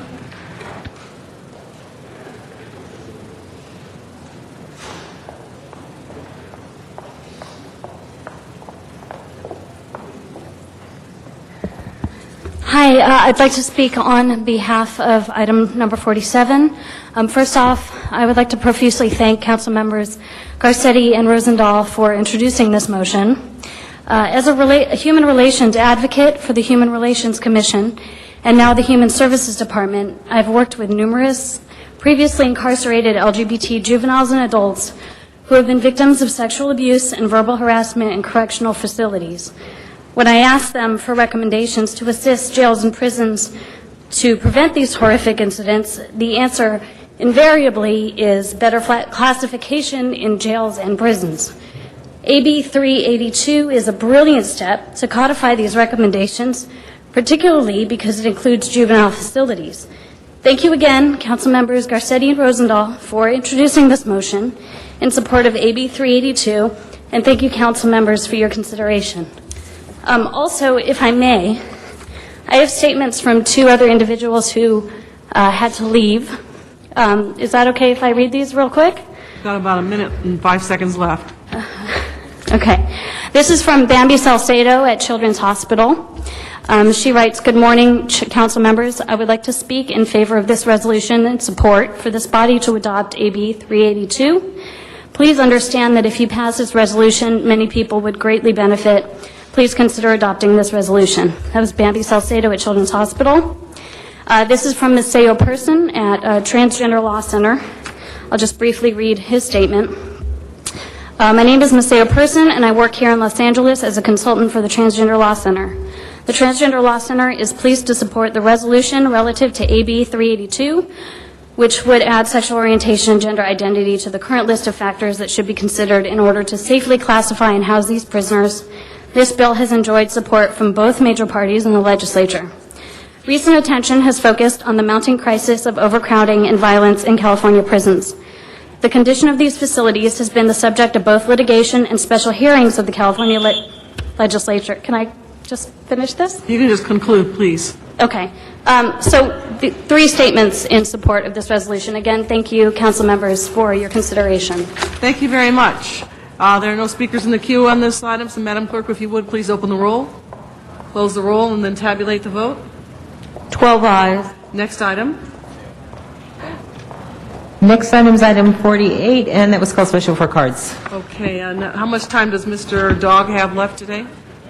All right, Mr. Dog, you have 1 minute left for today.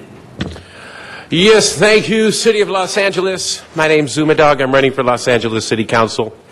And this is the type of thing I'd like to speak out against. Track maps for my constituents. I'm speaking out. Some of the reasons we must say no to these track maps. I want no vote. Transformers, DWP. There's been brownouts across the city. There's not enough transformers for all these new developments. Water, there's a shortage. I don't think we have enough water to accommodate all the high density that you are bringing to the city.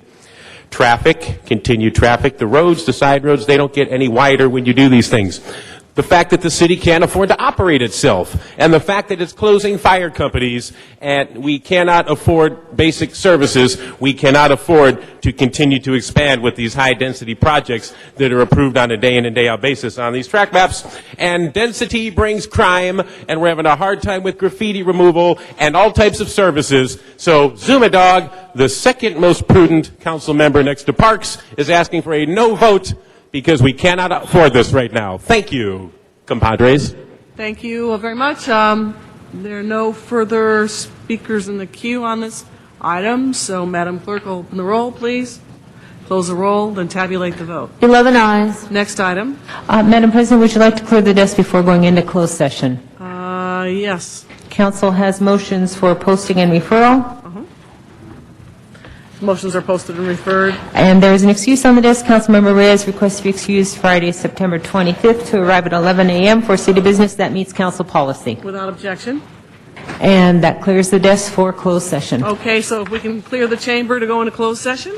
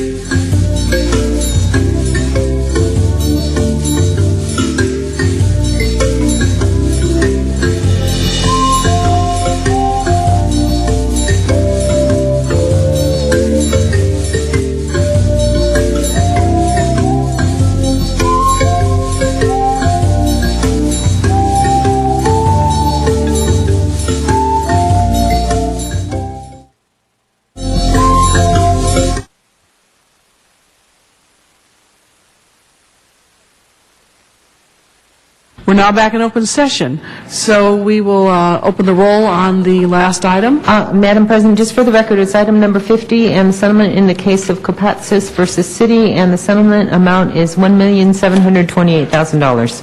Please open the roll, close the roll, tabulate the vote. 11 ayes. What's our next item? And that clears the desk.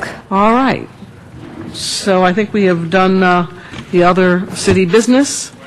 So I believe we can go to any announcements. Am I correct? Yes, Madam President. All right, members, are there any announcements? No announcements? If you would all please rise for adjourning motions.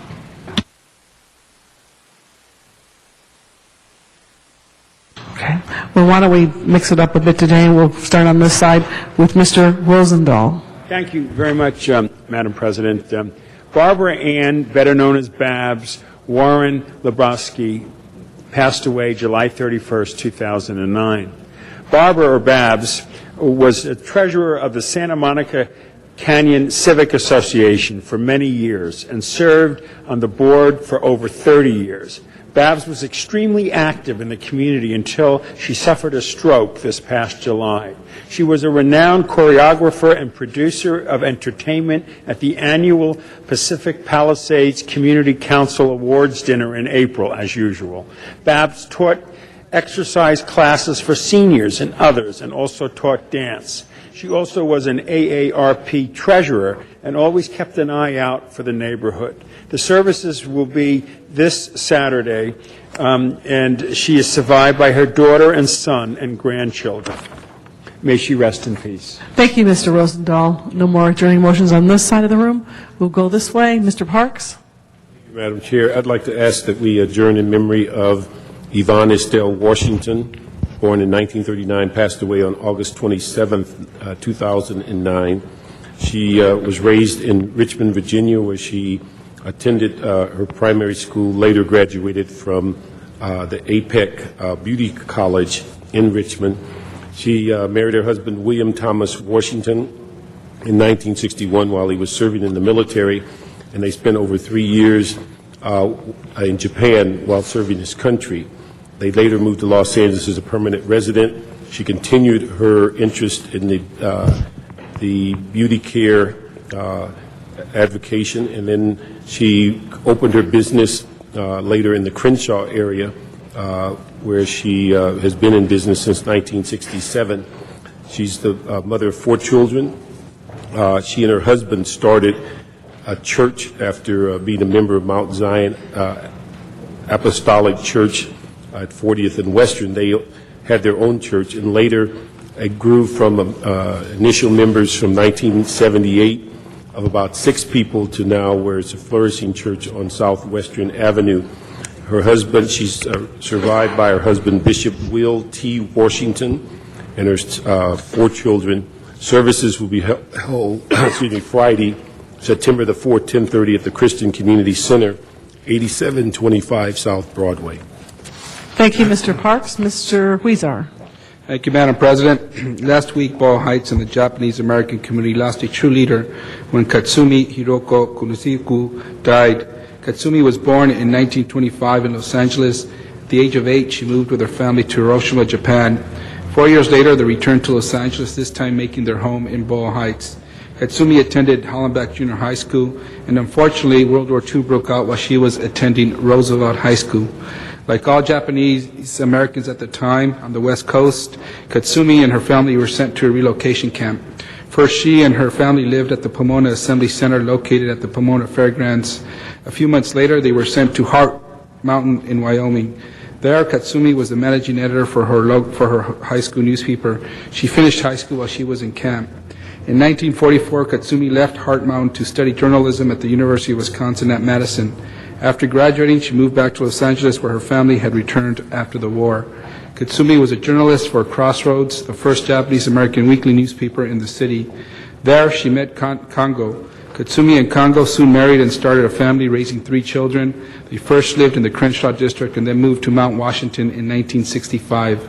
Katsumi was a leader in the Japanese-American community. She was active with the Little Tokyo Business Association and worked tirelessly on the redevelopment of Little Tokyo during the early 1970s. Later, she worked at the Japanese-American Cultural and Community Center. She was also a longtime organizer of Nisei Week. Even in her retirement years, she maintained her commitment to the Japanese-American community by being on the board of directors for the Cairo Retirement Home in Boyle Heights. In recent years, Katsumi lived at the Cairo Retirement Home. She died on August 26 at the age of 83. She is survived by her 3 children, Claire, John, and Kent. Services will be held on Saturday, September 12 at the Japanese American Cultural and Community Center. Mr. Weezer, I'd like to second that motion, if you don't mind. Thank you very much. Any more adjourning motions on this side of the room? Seeing none, Madam Clerk, would you please call the roll? Thank you very much. The meeting is adjourned. Thank you, everyone.